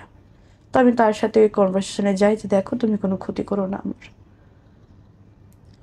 ডিভোর্সের যখন 3 মাস পার হয়ে যায়, এর ভিতরে অনেক চেষ্টা করেছে আমাকে নেওয়ার, কিন্তু আমি যাইনি। ডিভোর্সের 3 মাস পার হলে সে আমার ভিডিও, আমার ছবি, সব কিছু আমার ফ্যামিলিতে দেয়।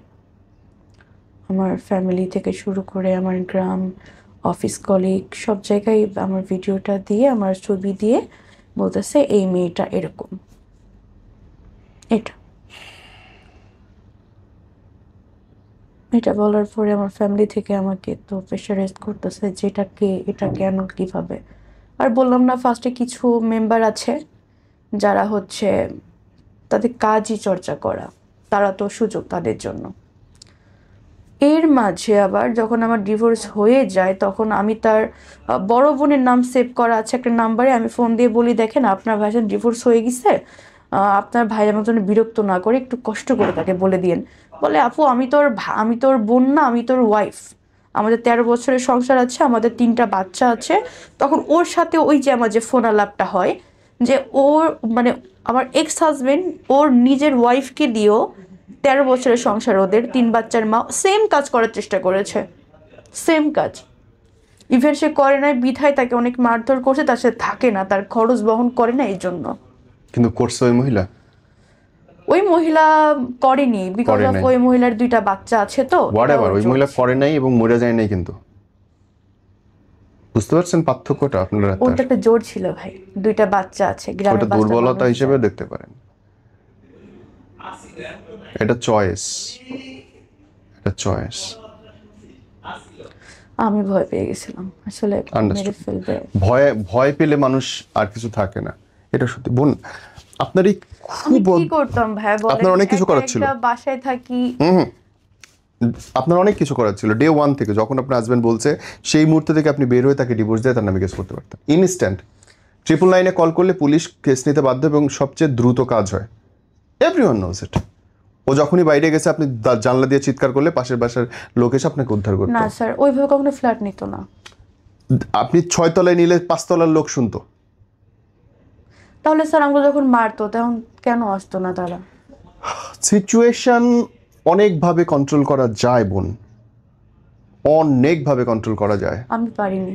আপনি পারেন নাই, আপনি চান নাই, সামহাও আপনি অবসেসড ছিলেন তার ব্যাপারে। হ্যাঁ, এটা একটা মনে কাজ করতো যে হয় সে হয়তো চেঞ্জ হয়ে যাবে। হ্যাঁ চলেন। আচ্ছা ঠিক আছে, বলা যাবে না? না মানে খুব কানে লাগতেছে এই জন্য, নিয়ে আপনি বলেন কথা। ও আচ্ছা ঠিক আছে। না ঠিক নেই। আচ্ছা কোন আছে? এখন কি মনে হয় যায় আরো আগে বিয়ে করা দরকার ছিল? যারা জলদি করতেছে এই কারণে তো যে পৃথিবীর জনসংখ্যা বাড়তেছে, দেরিতে করা ভালো। ঠিক আছে, ভালোবাসা এমন একটা জিনিস রাবারের মতো, যেটা টানলে মানে এটা আইসা জোরে লাগে, যে 3 মাসের মধ্যে ভেজের সাথে কথা কয় নাই, ভালোবাসা ডাবল হয়ে গেছে। ঠিক আছে, ডাবল থেকে কার ডাবল ট্রিপল হয়েছে? আমার। ওর কিছু হয় নাই না, এটা তাহলে তোর দোষ না। কখনো প্রেমের ছাড়া সময়কার নর্মাল কথাবার্তাকে আপনি সিরিয়াসলি কেন নিচ্ছেন? বেশ দুইটা মানুষ কথা কইছে, আবেগে যা যা ইচ্ছা বলছে, এর মধ্যে সিরিয়াস নেওয়ার কি আছে? সিরিয়াস ভাইয়া নিমো না কেমনে ভাইয়া? এত আমার আবেগ ওর প্রতি আইসা পড়ছে, আমার এটা এখনো আপনার মনে ইস্যু, হয়- দ্যাটস ইওর ম্যাটার। ওটা তো চুক্তি না, মানে ওটা 300 টাকার কাগজের বন্ড না। ফেসবুক ইনবক্সের চ্যাট, হোয়াটসঅ্যাপের চ্যাট, মুখের কথা কি যায় আসে? সামনে মুখে তো বলে যে ওই চাঁদটা তোমার আয়না দিলাম, হয়ে গেল। কি ভাইয়া তোমার জন্য সব আয়না দিব, হয়ে গেল, তা তো না। মিষ্টি মিষ্টি কথা, ঠিক আছে, আবার যে হাত ধরা ধরি, ঠিক আছে, ওই ফিলিংসটা চোখে চোখ মিলায়, যে আমি তার চেহারা এত একটা মায়া ভরা, মানে হাসলে তার চোখটা অনেক সুন্দর হয়ে যেত। তো ওই চোখে আমি তার কনফিডেন্স পাইছি, কনফিডেন্সের সাথে যে হ্যাঁ আমি ভালোবাসি। আমার কি মানে যা তা ভাবছো, এই শোনো, তোমার লাইফে যদি যেই টাইমে কেউ না থাকবে না ওই টাইমে আমি আমার লাইফটা মানে এই ঘটনা যেটা আমরা আজকে শুনতে এই শুরু, ঘটনা হতেছে গিয়ে ভাইয়া, আমি এমন একটা মেয়ে ছিলাম, আমি যতটুকু আমি নিজেরে চিনি, আমি এই বিয়ে শাদী প্রেম প্রীতি এই বিষয়ে একদম নাস্তিক ছিলাম। নাস্তিক বলতে মানে নাস্তিক তো নাস্তিক, ঠিক আছে, ইন্টারেস্টও ছিল না আর কোনোদিন উদ্যোগও নিইনি। ঠিক আছে ভাইয়া, এই সবাই আমার দেখেন কমন জিনিস আমার মধ্যে, যেটা যে কেউ দেখলে আমার করতে যে তোমার পেট এত বড় কেন, আমি পেট আমি কোনোদিন কমানোরও চিন্তা নেইনি। ঠিক আছে, যে পেট কমাও, তোমার কোনো ছেলে পছন্দ করবো না, আমি এমন একটা জীবনটা বিশ্বাস করতাম যে খাও পিও মাস্ত থাকো, বাস এতটুকুই। ঠিক আছে ভাইয়া, তো ঘটনাটা শুরু হইতেছে এটা দিয়া, যে ছেলের ব্যাপারে, সেই ছেলে আমার লাইফের সবচেয়ে বড় কুফা। ওর যত গাইল দেই আমি ততই কম, বাট আমি ওর এই নামেই ডাকু যে সে আমার লাইফে কুফা, আর তার নাম আমি প্রকাশ করবো, আমার কোনো ভয় নেই। আমার কি করবো, ঠিক আছে, আমার এনাফ ক্ষতি করে দিছে। ওর নাম হইতে যোশী, থাকে কালাচাঁদপুরে, হিন্দু নেপালি। ঠিক আছে, আগে নাখালপাড়া থাকতো, এখন কালাচাঁদপুরে থাকে, বুঝছেন। ওই ছেলের সাথে আমার পরিচয় 2020 থেকে, 2020 এমন একটা টাইম ছিল যে ভাইয়া মনে করেন যে কোনো কিছু করার নাই, টিকটক করতেছে, ওই টাইমে আমি আজিরাগিরি করছি, যে ওই টাইমে অনেক ছেলে ফ্রেন্ডের সাথে আমার পরিচয় হয়, ঠিক আছে, ছেলে ফ্রেন্ড কন, মেয়ে ফ্রেন্ড কন, আর ওই যে ওই যে টাইমে যে সুশান্ত সিং রাজপুত মারা গেছিল, তো এরকম অনেক ভারতীয় কন, বাংলাদেশি কন, অনেকজনের সাথে আমার কথা হইতো। তো ওর সাথেও কথা হইতো, তো কোন কারণে জানি আমার আইডি ডিঅ্যাক্টিভেট করে ফেলাইছিলাম, আমি আইডি ডিঅ্যাক্টিভেট হয়ে গেছিলো, বাট আমার ওর মনে ছিল যে ওর মধ্যে একটা গুণ ছিল যে পজিটিভ কথা, আমি অনেক ইকো ফ্রেন্ডলি, আমি বাচ্চাদের অনেক ভালোবাসি, আমি মেয়েদের অনেক সম্মান করি, ঠিক আছে, ওর মধ্যে একটা এমন জিনিস ছিল যে মনটা হালকা করে দিত। তো আমি তার মনে রাখছিলাম। তো তখন তার নাম ছিল গিয়া ফেসবুকে, ঠিক আছে। পরে আমি অনেকদিন যখন নতুন আইডি খুলছি 2022-এ, আমি অনেক খুঁজছি যে সানি, পাইনি, আসলে সে নিজের নাম চেঞ্জ করে রাখছে, ঠিক আছে। পরে তার আমি পাইলাম। তো 2023-এ আমি একটা কোনো পারিবারিক হোক কোনো কারণে ভেয়ে আমি ছিলাম, একটু ডিপ্রেস ছিলাম, একটু অ্যাংজাইটি আমার হইতেছিল।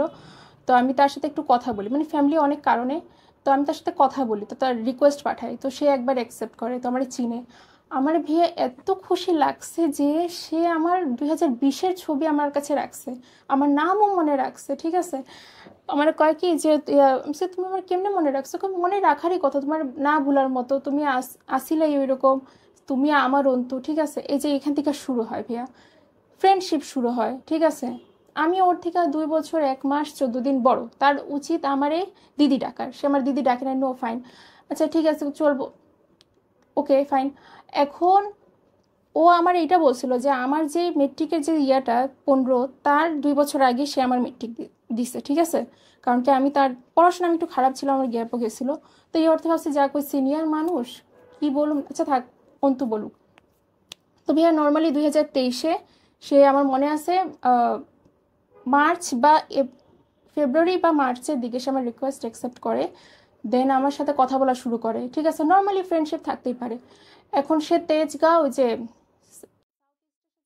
লাইব্রেরিতে, এখন ওইখানে চাকরি করার টাইমে সে রমজান মাসে আমাদের সাথে ফ্রেন্ডশিপটা হয়, কথা হয়। তো ভাবছি যে তুমি লাঞ্চ কই করো, লাঞ্চ না করে সে থাকে, ঠিক আছে। কেউ অফিসে হিন্দু কেউ আছে, কয়ে না চলবে, মানে আমি মানে যখন আমাদের ডিউটিটা শেষ আমি সন্ধ্যার দিকেই কিছু খাই না, তুমি খিদে থাকো, আচ্ছা ঠিক আছে আসো। তো 2 দিন এরকম আমার বাসায় আসছে, আমরা একসাথে লাঞ্চ করছি, ঠিক আছে। তারপর আপনার বাসায় কে কে থাকে? আমার বাসায় থাকে আমার ড্যাড তখন একটু বাইরে গেছিলো, আমার ভাইয়ের বাসায়, আমার ভাই যে মোহাম্মদপুর থাকে এখানে, তো ওই টাইমে আমার ড্যাড ছিল না, তো আমার বাসায় শুধু মম ছিল, ঠিক আছে। পরে আসছে, আসার পরে কথা হেন তেন এসে ভালো করে, আর ওদেরকে আমরা ভালো করে চিনতাম কি, আমাদের ঘরের লোকরা আগে থাকতো আজিমপুর স্টাফ কোয়ার্টারে, ঠিক আছে। আমার জন্ম উনি হচ্ছে নেপালি? হ্যাঁ, নেপালি হিন্দু। তো উনাকে আপনি বাংলাদেশী? না, তার হইতেছে গিয়ে তার গ্র্যান্ডফাদার নেপাল থেকে এখানে আইসা, মানে ওদের বর্ণটা হইতেছে নেপালি, আর আমরা হইতেছে হরিজন, ঠিক আছে, আমরা হিন্দু বাঙালি না, আমরা হরিজন, ঠিক আছে। তো ওইখানে তাদের সাথে আমাদের পরিচয় ভালো, তো ঘরে আসছে আমার, এখন আমার জ্যাঠাব্বা জেঠি আমার সাথে পরিচয় করাই দিচ্ছে যে হ্যান তেন এসে, তো পরিচয় দেখালো যে আমাদের যে আমরা যখন কোয়ার্টারে থাকতাম তখন ওই যে নাতি, সে মানে কোন সম্পর্কে নাতি, আর ওই কাঞ্চা আঙ্কেল হইতেছে আমার চাচার ফ্রেন্ড। তো পরিচয় করা দিচ্ছে, অনেক খুশি হয়েছে, আবার সে নিজেও নিজের দাদা দাদিরে ফোন লাগাই দিছে, কথা বলছি আমরা, ঠিক আছে। তারপর প্রেমের প্রস্তাবটা কে দিল? প্রেমের প্রস্তাবটা যে ভাইয়া, যে ফ্রেন্ডশিপ, যে নর্মালি ফ্রেন্ডশিপই থাকতে পারতো, ঠিক আছে ভাইয়া, হঠাৎ মানে ওই রকম ধরনের কথা, ঠিক আছে। আমার যতটুকু মনে আছে, আমার বাসায় যখন আসছিল আমি সোফায় বসা আর খাট, ঠিক আছে, ড্রয়িং রুমে, ও নর্মালি আমার হাত ধরে দেন এখানে কিস করলো, ঠিক আছে। আমি কিছু করিনি, ঠিক কথা বলতেছে আমার সাথে নর্মালি, ঠিক আছে, ভালো, মানে আস্তে আস্তে সে তার টার্গেটই ছিল এরকম কইরা, সে দেখছে যে এই মেয়েটার ওরকম মানে বয়স হয়ে গেছে, আমি একটু চান্স মেরে দেখি যদি আমার ফায়দা হয়, ঠিক আছে, কিন্তু তার লাভ হয়নি, ঠিক আছে। যেই জিনিসের জন্য আমার উপরে চান্স মারছিল কোনো ওই খালি হাতেই গেছে। এখন তার সাথে ওই যে নর্মালি কথা, চ্যাটসে কথা হইতো, ঠিক আছে, কলে কথা হইতো, ওই কল চ্যাটসের মধ্যেই সে আমারে ভালোবাসার কথা বইলা টইলা, ঠিক আছে। আমি মানে কি কই ভাইয়া, যেটা সত্যি কথা বলি, যে আপনি যে কোহি মিল গিয়া ছবি দেখছেন, ঋতিক রোশন প্রীতি জিন্টা, হ্যাঁ, ওই ছবিতে প্রীতি জিন্টা ঋতিক রোশনের যে ভালোবাসে, ঠিক আছে, আপনার কি মনে হয় যে ঋতিক রোশনের ভালোবাসার কোনো কিছু ছিল? আমি সিনেমার কোনো কিছু বিশ্বাস করি না, ওটা গল্প। হ্যাঁ, ওইটাতে ভাইয়া যেটা হচ্ছে গিয়ে মানে কাহিনীটা এটা দেখাইছে যে একটা মেয়ে, মানে ছেলের মধ্যে কোনো কিছু ভালোবাসা নাই, বাট কোনো আগ্রহ মায়া, নেই আমার সিনেমার কোনো গল্প নিয়ে। আপনার গল্প বলেন। মানে যেটা ওর মধ্যে আমি যেটা দেখছি যে ভাইয়া, ওর মধ্যে আমার ভালোবাসার কোনো কিছু ছিল না, জাস্ট মায়াটা জমে গেছিলো। মায়াটা জমার দেখেন কারণ আছে, সবাই এই কারণে তারা মায়া করে। তার অনেক ছোট থাকতে টাইফয়েডের কারণে একটা কান থেকে সে শুনে না, চোখ থেকে সে চশমা ছাড়া দেখে না, মম থাকে বিদেশে, ড্যাড অ্যালকোহলিক, সবসময় ড্রাঙ্ক আর ঘুমায় থাকে, আর বড় ভাই টোটালি অন্ধ। ঠিক আছে, তো এই ছেলেটা একটা মায়া মায়া ভাব ছিল। ঠিক আছে, আমি তারা বলছি যে যেহেতু ঘরে তুমি আসছো, আমার তুমি মন খারাপ লাগলে আমার কাছে আসবা। ঠিক আছে, ও বাইরে আড্ডা দিত। কিন্তু তুমি এত ফর্সা আছো, বাইরে আড্ডা কেন, কালো হয়ে যাবে না? কয় বাইরে আমি এই কারণে আড্ডা দিই যে ঘরে মা নেই এই জন্য। ঠিক আছে, তো এই কারণে তার যে একটা মায়াটা এসে পড়ছিল না ভাইয়া, আর সে আমার বুঝতো। ঠিক আছে, যখন সে আমার প্রপোজাল দিতেছে আমি না করে থাকতেও পারি নাই, যে আমি না কেমনে করুম। ঠিক সে আছে, আপনার চেয়ে বয়সে ছোট, হ্যাঁ ভাইয়া, 2.5 বছর প্রায়, হ্যাঁ এবং যখন সে প্রেমের প্রস্তাব দিল আপনি সেটা গ্রহণ করলেন। হ্যাঁ। ঠিক আছে ভাইয়া, তো ওটা আমি মানে না করে, আমার একটা যে মেয়ে থাকে না যে একটু সুন্দর হোক, একটু লম্বা চওড়া হোক, ঠিক আছে, দেখতে একটু মানে লম্বাও না সে চওড়াও না, ঠিক আমার সাইজে, আর মানে অনেক চিকন, বুঝছেন, কোমর তার পাতলা। তো আমি ওরকম মানে কোনো কিছু পাইতেছিলাম না, বাট আমি না করতে পারতেছিলাম না। ঠিক আছে, যে আমি না, না ঠিক নাই তো। করুম, ওইটাই, না করতে পারতেছিলাম না, যে বেচারা দিতে আছে আমি কেমনে রিজেক্ট করি। আর যেহেতু ওদের সাথে আমার ভালো সম্পর্ক, আমি কারো বলিনি যে সে আমার প্রপোজাল দিতেছে, খালি আমি আমার জেঠিমারে, আমার মারে আগে থেকে বলতেও শুনছি, আবার জিজ্ঞাসা করছি, কয় নেপালিরা অনেক ভালো। তো হ্যাঁ, ওরা অনেক ভালো। ঠিক আছে, তারা নেপালি ব্রাহ্মণ তারা। ঠিক আছে, আর আমরা ছিলাম হরিজন সম্প্রদায়। তো দেখতাম তারা আমাদের সাথে মিশে ভালো করে কথা কয়, আর সবাই ফর্সা ফর্সা ছিল। ওদের অনেক কয়েকটা পরিবার ছিল, আর আমাদেরও কয়েকজন আত্মীয় ছিল যে আজিমপুর স্টাফ কোয়ার্টারে। ঠিক আছে, তো ভালো করে কথা কইতো আমাদের সাথে। তো এখন আমি যে যেহেতু ওদের সাথে ভালো পরিচয়, ওরা তো ভালো, তো এটা আমার চান্স যে সে আমার ইয়া দিতেছে, ভালোই আমি একটা চান্স পাইলাম, তো আমি অ্যাকসেপ্ট করি। হ্যাঁ, হয়েছে কি, রিলেশন ঠিক কন্টিনিউ চলতেছে, দেখা দেখি, ওরে ভালো লাগা। ঠিক আছে, এখন যেটা তার টার্গেট যেটা ছিল, সে আমার সাথে ভাইয়া, এখন আপনি আমার থেকে বয়সে বড়, আমার ভাইয়ের বলেন। সমানে। ঠিক আছে, ক্ষমা করেন। আপনিও তো ভাববেন, আপনাদের জেনারেশনের মেয়েরা তো এরকম ছিল, আপনিও তো এরকম ছিলেন না। আজকালকার ওই যে কোরিয়ান কন, ইউরোপিয়ান কন, এগুলো সব মিক্সড হয়ে গেছে, ভারতীয় কন, এ কারণে মেয়েদের এইরকম হইতেছে ভাইয়া। ঠিক আছে, এখন যেটা ওর সাথে আমার ভালো লাগা, ভালোবাসা, এখন প্রাইভেট ভিডিও কল যেটা সে আমার সাথে করছে অনেকবার। ঠিক আছে, এই সেই কাণ্ড, প্রাইভেট ভিডিও কল আমার সাথে করলো মিনিমাম অনেকবারই করছে সে। 2বার রুম ডেটে সে আমার সাথে গেছে। ঠিক আছে, যখন প্রথম দিন আমার সাথে রুম ডেটে যায়, ওদিনকেও আমি কালাচাঁদপুর গেলাম, কুরবানির দিন ছিল সেটা, 2023-এ। তো আমি নার্ভাস হইতেছি। ঠিক আছে, কারণ কি একটা আমি হব রিলেশনে আসছি, যাক ভালো, তবু একটু মানে ইয়ে চায় না যে বয়সে বড় হইতো তো একটু ভালো লাগতো, একটু লম্বা চড়া হইতো। ঠিক আছে, তো আমি নার্ভাস ফিল করতেছিলাম। তো আমি চাইছি, নাইমাই বলছে মিক্সড ফিলিং হইতেছে, যোশী আমার না কি জানি মিক্সড ফিলিং হইতেছে। আরে বেবি কিছুই বানা, ধর তো বাদ দাও তো। আমি আসলে মানে একদম কনফিডেন্স সাথে যে আমি তো মানে আমি করবো না তো কে করবো, মানে এরকম কথা। ঠিক আছে, তো আমি এটা বিশ্বাস পাইলাম যে যাক, এরকম বিশ্বাসের সাথে সে ভালোবাসার সাথে বলতেছে, অবশ্যই সে আমাকে ছাড়বে না।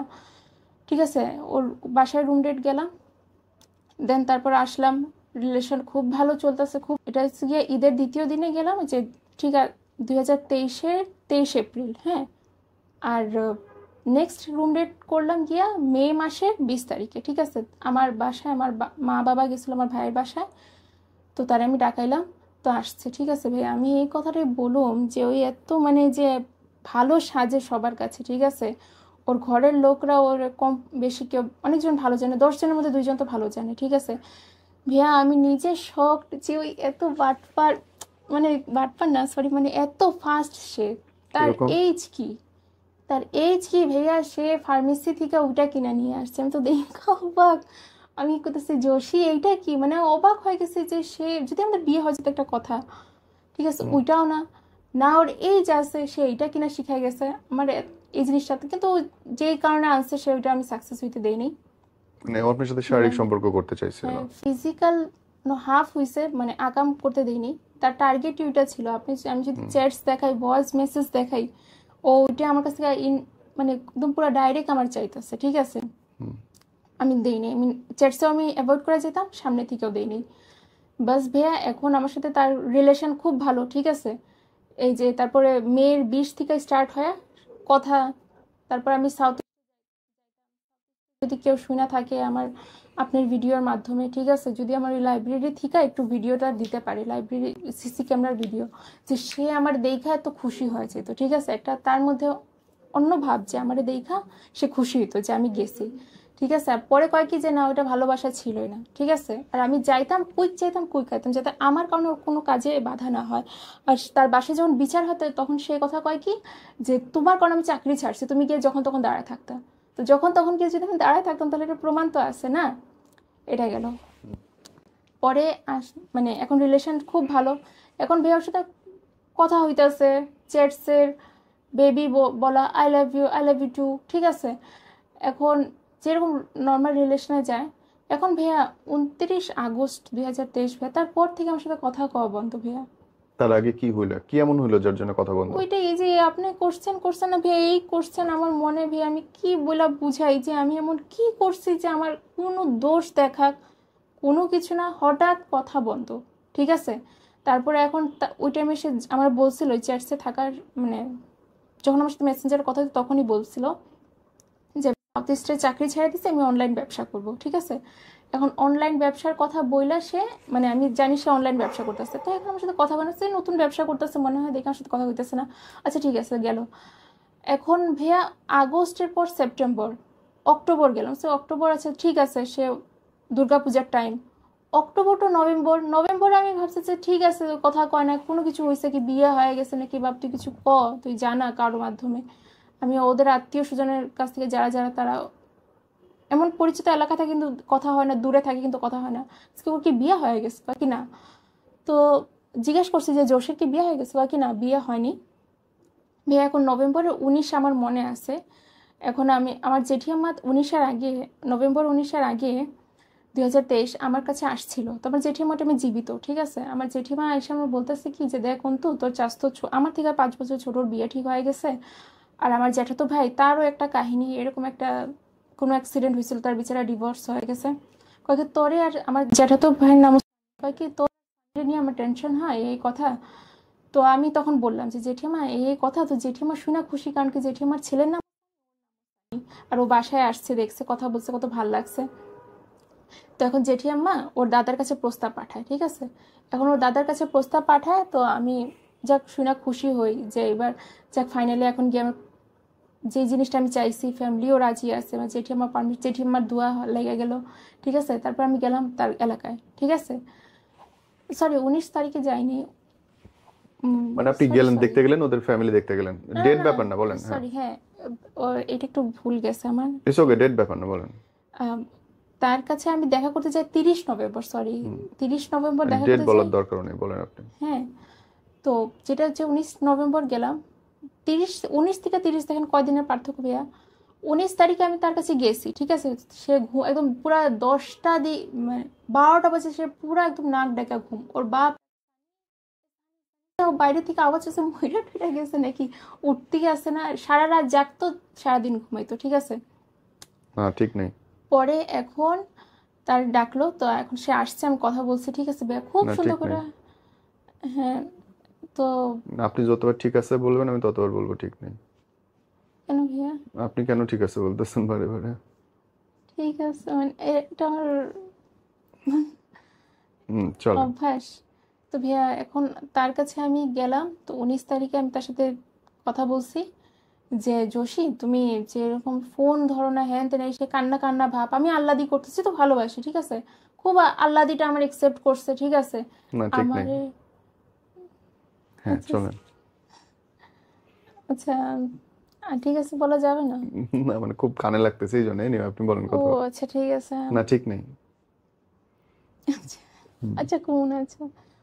তো আমি গেলাম আল্লাদি, যেটা আমি তার কাছে করতাম, তো ওইটা করলো সে আমার সাথে, মানে মাইনা নিছে যে আচ্ছা ঠিক আছে তুমি যাও, আচ্ছা তুমি যাও, তোমার সাথে আমি কথা বললাম, হেনতে নেই সেই গেল, ঠিক আছে। এখন সে মেসেঞ্জারে ধরলো না, আমারও ফোন প্রবলেম দিতেছে, সে মেসেঞ্জারে আসে নাই। এখন জেঠিমারে তারপরে পরে বললাম যে ওর ঘর থেকে আসার পর সে তো সে ভালোবাসে আমারে, তো জেঠিমারে কইলাম যে জেঠিমা ইয়া পাঠাইলো। তারপর 30 নভেম্বরের কাছে গেলাম ভাইয়া। 30 নভেম্বরে নদ্দা ব্রিজের উপরে ভাইয়া আমার তো ওই টাইম মাথায় তার ঘুরাই গেছে যে জেঠি আমার প্রস্তাব পাঠাইছে হ্যান তেন এই কথা ভাইয়া। যেই জিনিসটা সে শুরু করছে, যেই জিনিসটার প্রবর্তক সে, যে জিনিসটাতে সে সবচেয়ে বেশি আমার চেয়ে বেশি পারফর্ম সে করছে, সে আমার ভালোবাসা দিছে, ভালোবাসার স্রোতে সে আমার ভাষা নিয়ে গেছে ভাইয়া। একদম 30 নভেম্বর দিন ভাইয়া পুরা উল্টা গেছে, যেটা আমি মাথায় হাত, যেটা আমি ওই কি কইতাছে, ওর কি মাথায় কি কিছু হয়ে গেছে নাকি মালিক জানে আমি কি কি বলছে করে সে? দিছি। আমি এই যে প্রস্তাব পাঠাইছে আমার জেঠিমা বিয়ের কথা, আমি বলছি, বিয়ে করবো আমি, ফাইনালি তোমার ছাড়া আমি বাঁচুম না, ঠিক আছে বিয়ে করতে লাগবো, ঠিক আছে। বাস টোটালি ভাইয়া আমার একদম কান্নায় অবস্থা খারাপ, ঠিক আছে। কেন, কি বললে সে? কয় কি যে না ওটার রিলেশন ছিল কি ছিল না মনে নাই, তুমি ভালো করে মনে করে দেখো, ওটা তুমি শুরু করছিলে, আমি আমি তোমার কোনোদিন এরকম ভালোবাসি নাই, তুমি নিজের থেকেই সাউথ ইস্টে গিয়ে দাঁড়ায় থাকতা, তোমার জন্য আমি চাকরি ছাড়ছি। আমি কইছি তুমি যদি এরকম হয়ে থাকে তাহলে ভিডিও তো অবশ্যই থাকবো, ঠিক আছে, ভিডিও তো অবশ্যই থাকবো যে আমি গেছি কি যাইনি হ্যান তেন এই সেই। বাস একদম টোটালি অস্বীকার ভাইয়া। মানে সে বলতেছে যে তার আপনার সাথে কোনো অ্যাফেয়ার নেই? কোনো ভালোবাসা ছিলই না বলে, যেই ভালোবাসা যেটা ওটা যেটা ছিল আমার মধ্যে, ওইটা বলে নাকি হাজার ছেলেমেয়ের সাথে হাজার ছেলেমেয়ের হয়, ওটা এটা এটা নিয়ে জন্য বিয়ে করা যায় না। আর আমার সাথে রিলেশন থাকার টাইমে ভাইয়া তারা আমার আগে একটা মেয়ের সাথে ছিল, তো ওই মেয়ের ব্যাপারে যখন আমি জিগাইতাম তো কইতো কি যে না ওই মেয়েটার সাথে আমার রিলেশন গেছে নাই, ওই মেয়েটা আমারে অনেক জ্বালাইছে, খারাপ ব্যবহার করতো, সন্দেহ করতো, হ্যান তেন এই সেই। আপনি তার মানে বলতে চাচ্ছেন এটাই যে বাংলাদেশের আইন যেটা আসে যে বিয়ের প্রলোভনে ধর্ষণ, অনেকটা সেই রকম ঘটনা যে বিয়ের প্রলোভনে আপনাকে সে পটানোর চেষ্টা করছে। হ্যাঁ হ্যাঁ ওটাই আমার চেষ্টা করছে, বাট আমি তারে ওইটা করতে দেইনি, যেটা বিয়ের আগে করা হারাম।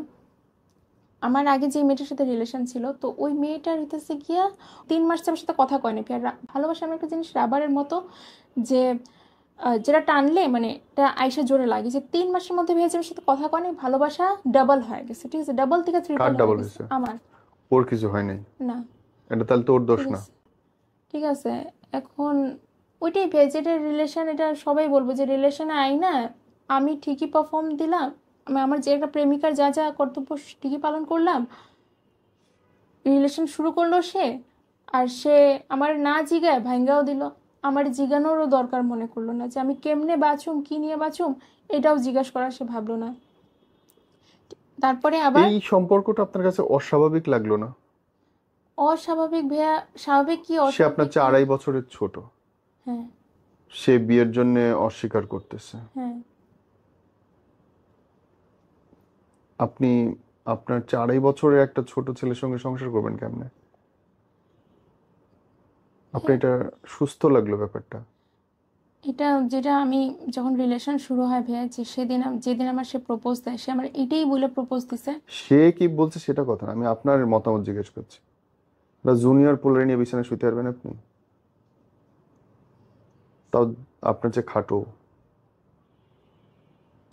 এটাই ভালোবাসা ভাইয়া, যেটা মানে এটাই মহব্বত যেটা বলে না ভাই, যেটা আমি কইরা বুঝছি, যেটা অন্ধই জিনিস, ঠিক আছে, এটা যে করে সে অন্ধই হয়ে যায়, আর এটা অন্ধভাবেই মানে তার ধোকা তার ইয়া করতে হয়।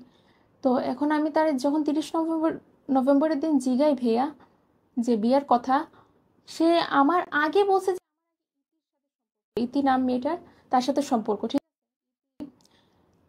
যেদিন 30 নভেম্বরের দিন জিগাই আমি তারে, তখন সে 4টা মেয়ের কথা বলছে আমারে।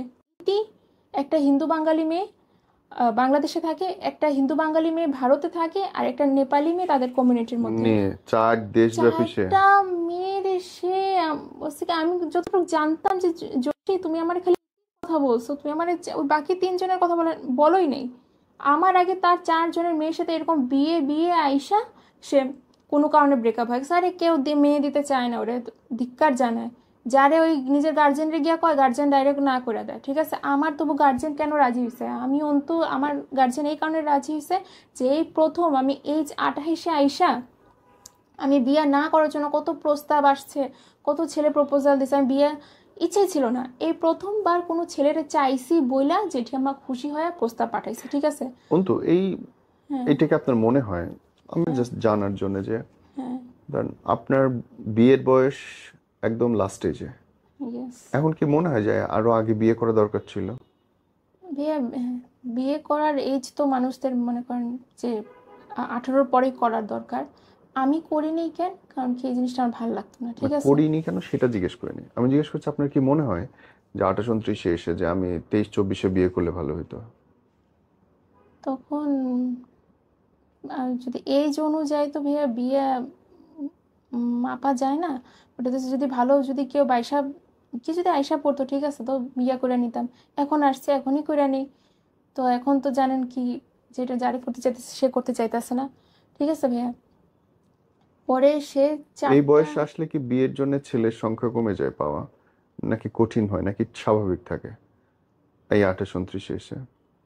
28-29 এসে বিয়ের জন্য ছেলে কম হয় কি হয় না জানি না, বাট অনেকজন কয় যে মানে যখন যদি নর্মালি যে মেয়েটার বয়স আছে, বাট আমি মনে করি যে না, বয়স কি, এখন কি চামড়া তো ঝুলে নেই আমার, ঠিক আছে, আমি ইয়াংই আছি, এরকম অনেকজন বলে। বাট আমি এই জিনিসটা কখনো এটা এটা নিয়ে আমরা অনেকজন কইতো যে মানে তোমার এই এজ হয়ে গেছে, হ্যাঁ তোমার 27 হয়ে গেছে, তোমার 26 হয়ে গেছে, আমি মাথায় নিতাম না, বিয়ে করলে হলো হওয়া যাবে। আমি যে জানার জন্য হ্যাঁ, যারা জলদি বলছি করে, যে পৃথিবীতে যারা জলদি করতেছে এই কারণে তো যে পৃথিবীর জনসংখ্যা বাড়তেছে, দেরিতে করা ভালো, ঠিক আছে। সেটেল হয় নেই, ক্যারিয়ার বানায় নেই, জীবনটা গুছায় নেই, তারপরে করুন, রাইট, ঠিক আছে। এটাই আমি ভাবতাম, সবার এইটাই বলে আমি ইয়ে করতাম, আমি ওইটাই ভাবি। ঠিক আছে ভাইয়া। তো এই জিনিসটা নিয়ে তো 28-এ যখন সে আসছে যে এখনো এইজ আমার হয়ে গেছে, নর্মালি করে নেই। হ্যাঁ, 30 নভেম্বরের দিন যেটা, সে তখন আমার আমার পুরো মাথা আমার ঘুরে গেছে, আমি হাত জোর করছি ভাই, শুধু পাটা ধরে আমার বাকি, আমি মানে তোমার ছাড়া বাঁচব না, তুমি যদি, ও তো আমার কোনো জায়গায় বলেনি যে আমার ঠিক 6 মাস এরকম ইয়ে করবা পরে ছেড়ে দিব। সে আমার বলছে আজীবন, আজীবন আমার ভালোবাসবো, কখনো প্রেমের ছাড়া আমাকে। সময়কার নর্মাল কথাবার্তাকে আপনি সিরিয়াসলি কেন নিচ্ছেন? বেশ দুইটা মানুষ কথা কইছে, আবেগে যা যা ইচ্ছা বলছে, এর মধ্যে সিরিয়াস নেওয়ার কি আছে? সিরিয়াস ভাইয়া নিব না কেমনে ভাইয়া, এত আমার আবেগ ওর প্রতি আইসা পড়ছে আমার এটা এখন আপনার মনে ইস্যু, হচ্ছে- দ্যাটস ইওর ম্যাটার। ওটা তো চুক্তি না, মানে ওটা 300 টাকার কাগজের বন্ড না। ফেসবুক ইনবক্সের চ্যাট, হোয়াটসঅ্যাপের চ্যাট, মুখের কথা কি যায় আসে? সামনে মুখে তো বলে যে ওই চাঁদটা তোমার আয়না দিলাম, হয়ে গেল। ওটাই ভাইয়া, তোমার জন্য সব আয়না দিব, হয়ে গেল, তা তো না। মিষ্টি মিষ্টি কথা, ঠিক আছে, আবার যে হাত ধরা ধরি, ঠিক আছে, ওই ফিলিংসটা, চোখে চোখ মিলায় যে আমি তার চেহারা এত একটা মায়া ভরা, মানে হাসলেই তার চোখটা অনেক সুন্দর হয়ে যেত। তো ওই চোখে আমি তার কনফিডেন্স পাইছি, কনফিডেন্সের সাথে যে হ্যাঁ ভালোবাসি, আমার কি মানে যা তা ভাবছো, এই শোনো তোমার লাইফে যদি যেই টাইমে কেউ না থাকবো না ওই টাইমে আমি থাকুম, এরকম সে বলছে, ঠিক আছে। আজও সব কথা মনে আছে ভাইয়া, আজ ওই কথা মনে করি কান্দি, খুব খারাপ লাগে। এখন ভাইয়া 30 নভেম্বরে সে আর আরেকটা জিনিস এখনকার করছে। পরিস্থিতি কি? এখনকার ওই যে আসতেছে ভাইয়া, তো এখন 30 নভেম্বরে সে আমার সাথে বিয়ে করবো না, হ্যান ত্যান, এই সেই, তার স্বপ্নে বলে দাদা আসছিল, তার দাদা বলছে যে মেয়েদের থেকে দূরে থাকতে, ঠিক আছে। যখন এত কিছু করছো, মানে কি কই ভাইয়া, তখন ওর দাদা আসেনি। 30 নভেম্বরের দিন দাদা আসছে, দাদা এসে কয় কি যে একা থাক, ঠিক আছে, ঠিক আছে, হইতে পারে ভাইয়া, কারণ কি আমি তারা ভালোবাসি, তার সব কথা আমার মানতে হইব, যে হয়তো এই প্রেম প্রীতিতে বুঝছি। এখন সে ক্যারিয়ারের প্রতি ধ্যান দিতেছে, তো আমি তাহলে জোর করি নাই, ঠিক আছে, জোর না কর, আমি আমি আইসা পড়লাম, তারপর আমার সাথে কথা নাই। ভাইয়া 30 নভেম্বরের তার মাঝখানে যে আমার জেঠিমা মারা গেছে, ঠিক আছে, আমার জেঠিমার মনে করে আমার খুব খারাপ লাগে। জানুয়ারিতে আমার জেঠিমা মারা গেছে, যেটা এইটাই আমি বলতে চাই ভাইয়া, যে তারপরে যে মানে এপ্রিলে আইসা, এখন এপ্রিলে 2024-এ একটা মেয়ের সাথে কুলে নিয়ে ছবি, ঠিক আছে, মেয়েরে কুলে নিয়ে ছবি। তার আগেই তো সে আপনাকে বলছে যে আপনাকে বিয়ে করবে না, না তাহলে তো সে কোলেকে মাথায় নিয়ে ছবি তুলতে পারে, অসুবিধা কি? ভাইয়া, এটা ধোকা না ভাইয়া, না। সে তো বলছে তার দাদা আসছে স্বপ্নে মেয়েদের থেকে দূরে এটা থাকতে। আসতেই পারে, ওর স্বপ্নে আসছে, আপনার তো আশা জানার দরকার নেই যে ওর স্বপ্নে আসছে কিনা। তার চেয়ে বড় কথা, তার আগে তো সে ক্লিয়ার করছে যে সে আপনার সঙ্গে ফাজলামি করছে বা বিয়ে করবে না। ফাইজলাম ভাইয়া। যেই হোক, আপনাকে তো বলছে যে বিয়ে করবে না, বিয়ে করা সম্ভব না। হ্যাঁ ভাইয়া, তাইলে এটা একটা মেয়ের মাথায় নিয়ে ছবি তুলবে, প্রবলেম কই? একটা মেয়ে নিয়ে ঘুরতে যাবে, প্রবলেম কই? তো আমার সাথে ভাইয়া যেহেতু রিলেশন শুরু করছে, শেষ করবো না ওই যে শেষ, relation? তো ওই যে বললো যে বিয়ে করবো না, রিলেশন না তো ভাইয়া, শেষ হয়ে গেল। সম্পর্ক শুরু হয় দুইজনের ইয়ে নিয়ে, শেষ শেষ করে একজন। তো আমি একটা মেয়ে মানুষ ভাই, আমি যেহেতু দেখছি এত বেশি তার উপরে ডিপেন্ড হয়ে গেছে, এত বেশি ভালোবাসা ফেলাইছি, একটু হয়তো জিগাইতো যে একটা ঠিক আছে। ব্রেকআপ তো একজন করে, ব্রেকআপ তো দুইজন করে না। ব্রেকআপের কোনো রিজনও ছিল না ভাই, কোনো ঝগড়া কাইজা কোনো কিছু না, যে আমার সেই অবশ্য ডায়েরিটা। রিজন ছিল, আপনি তার চেয়ে বয়সে বড়, যথেষ্ট রিজন আছে, একটাই রিজন, শেষ। আন্টিরে নিশ্চয়ই সে বিয়ে করবে না, আপারে সে বিয়ে করবে না। ভাইয়া আমার সাথে দেখা কইরা সে এতটুকু বইলা দিত, আচ্ছা ঠিক আছে কেন? সে আমার সাথে আপনার মতো করে সে কেন করবে? তার মতো করে সে করবে। রিলেশন, না ভাইয়া সে আমার সাথে রিলেশন শেষ করবো এটার ভালো, সে আমার এতটুকু ডাকা শুধু বইলা দিত যে অন্তু আমি তোর সাথে রিলেশন রাখবো না, বা মানে সে ডাইরেক্ট কেন না। বলবে? হ্যাঁ, যে আমি কিছু মানে আমার কাছে কোনো কিছু হয়েছে কি হয় নাই। না না, ভালো নাই লাগতে পারে, ভালো না লাগলে মানুষ রিলেশন শেষ করে। একটা মানুষের সাথে মনে হয়েছে ভালো লাগবে, পরে মনে হচ্ছে না ভালো লাগবে না। না ভাইয়া, এটা এটা বইলা দিত, বইলা দিলে তো শেষ, যে আমি ঠিক আছে যে বলেই তো দিল যে বিয়ে করবে না, এটা রিলেশন না না। না 6 মাসের মধ্যে, এটা তো 30 নভেম্বর, 3 মাস পর, যদি 6 মাসে গিয়ে যে টাইমে সে আমার সাথে কথা বলা বন্ধ করছে সেই টাইমে সে যদি আমার বলতো যে অন্তু এই এই কথা যে আমি তোমার রাখবো না, আমি তখন বলতাম যে আমার না মধ্যে না, কি ডায়লগ তো সে কমতি মাইরাই আছে। দিছে যে সে বিয়ে করবে না।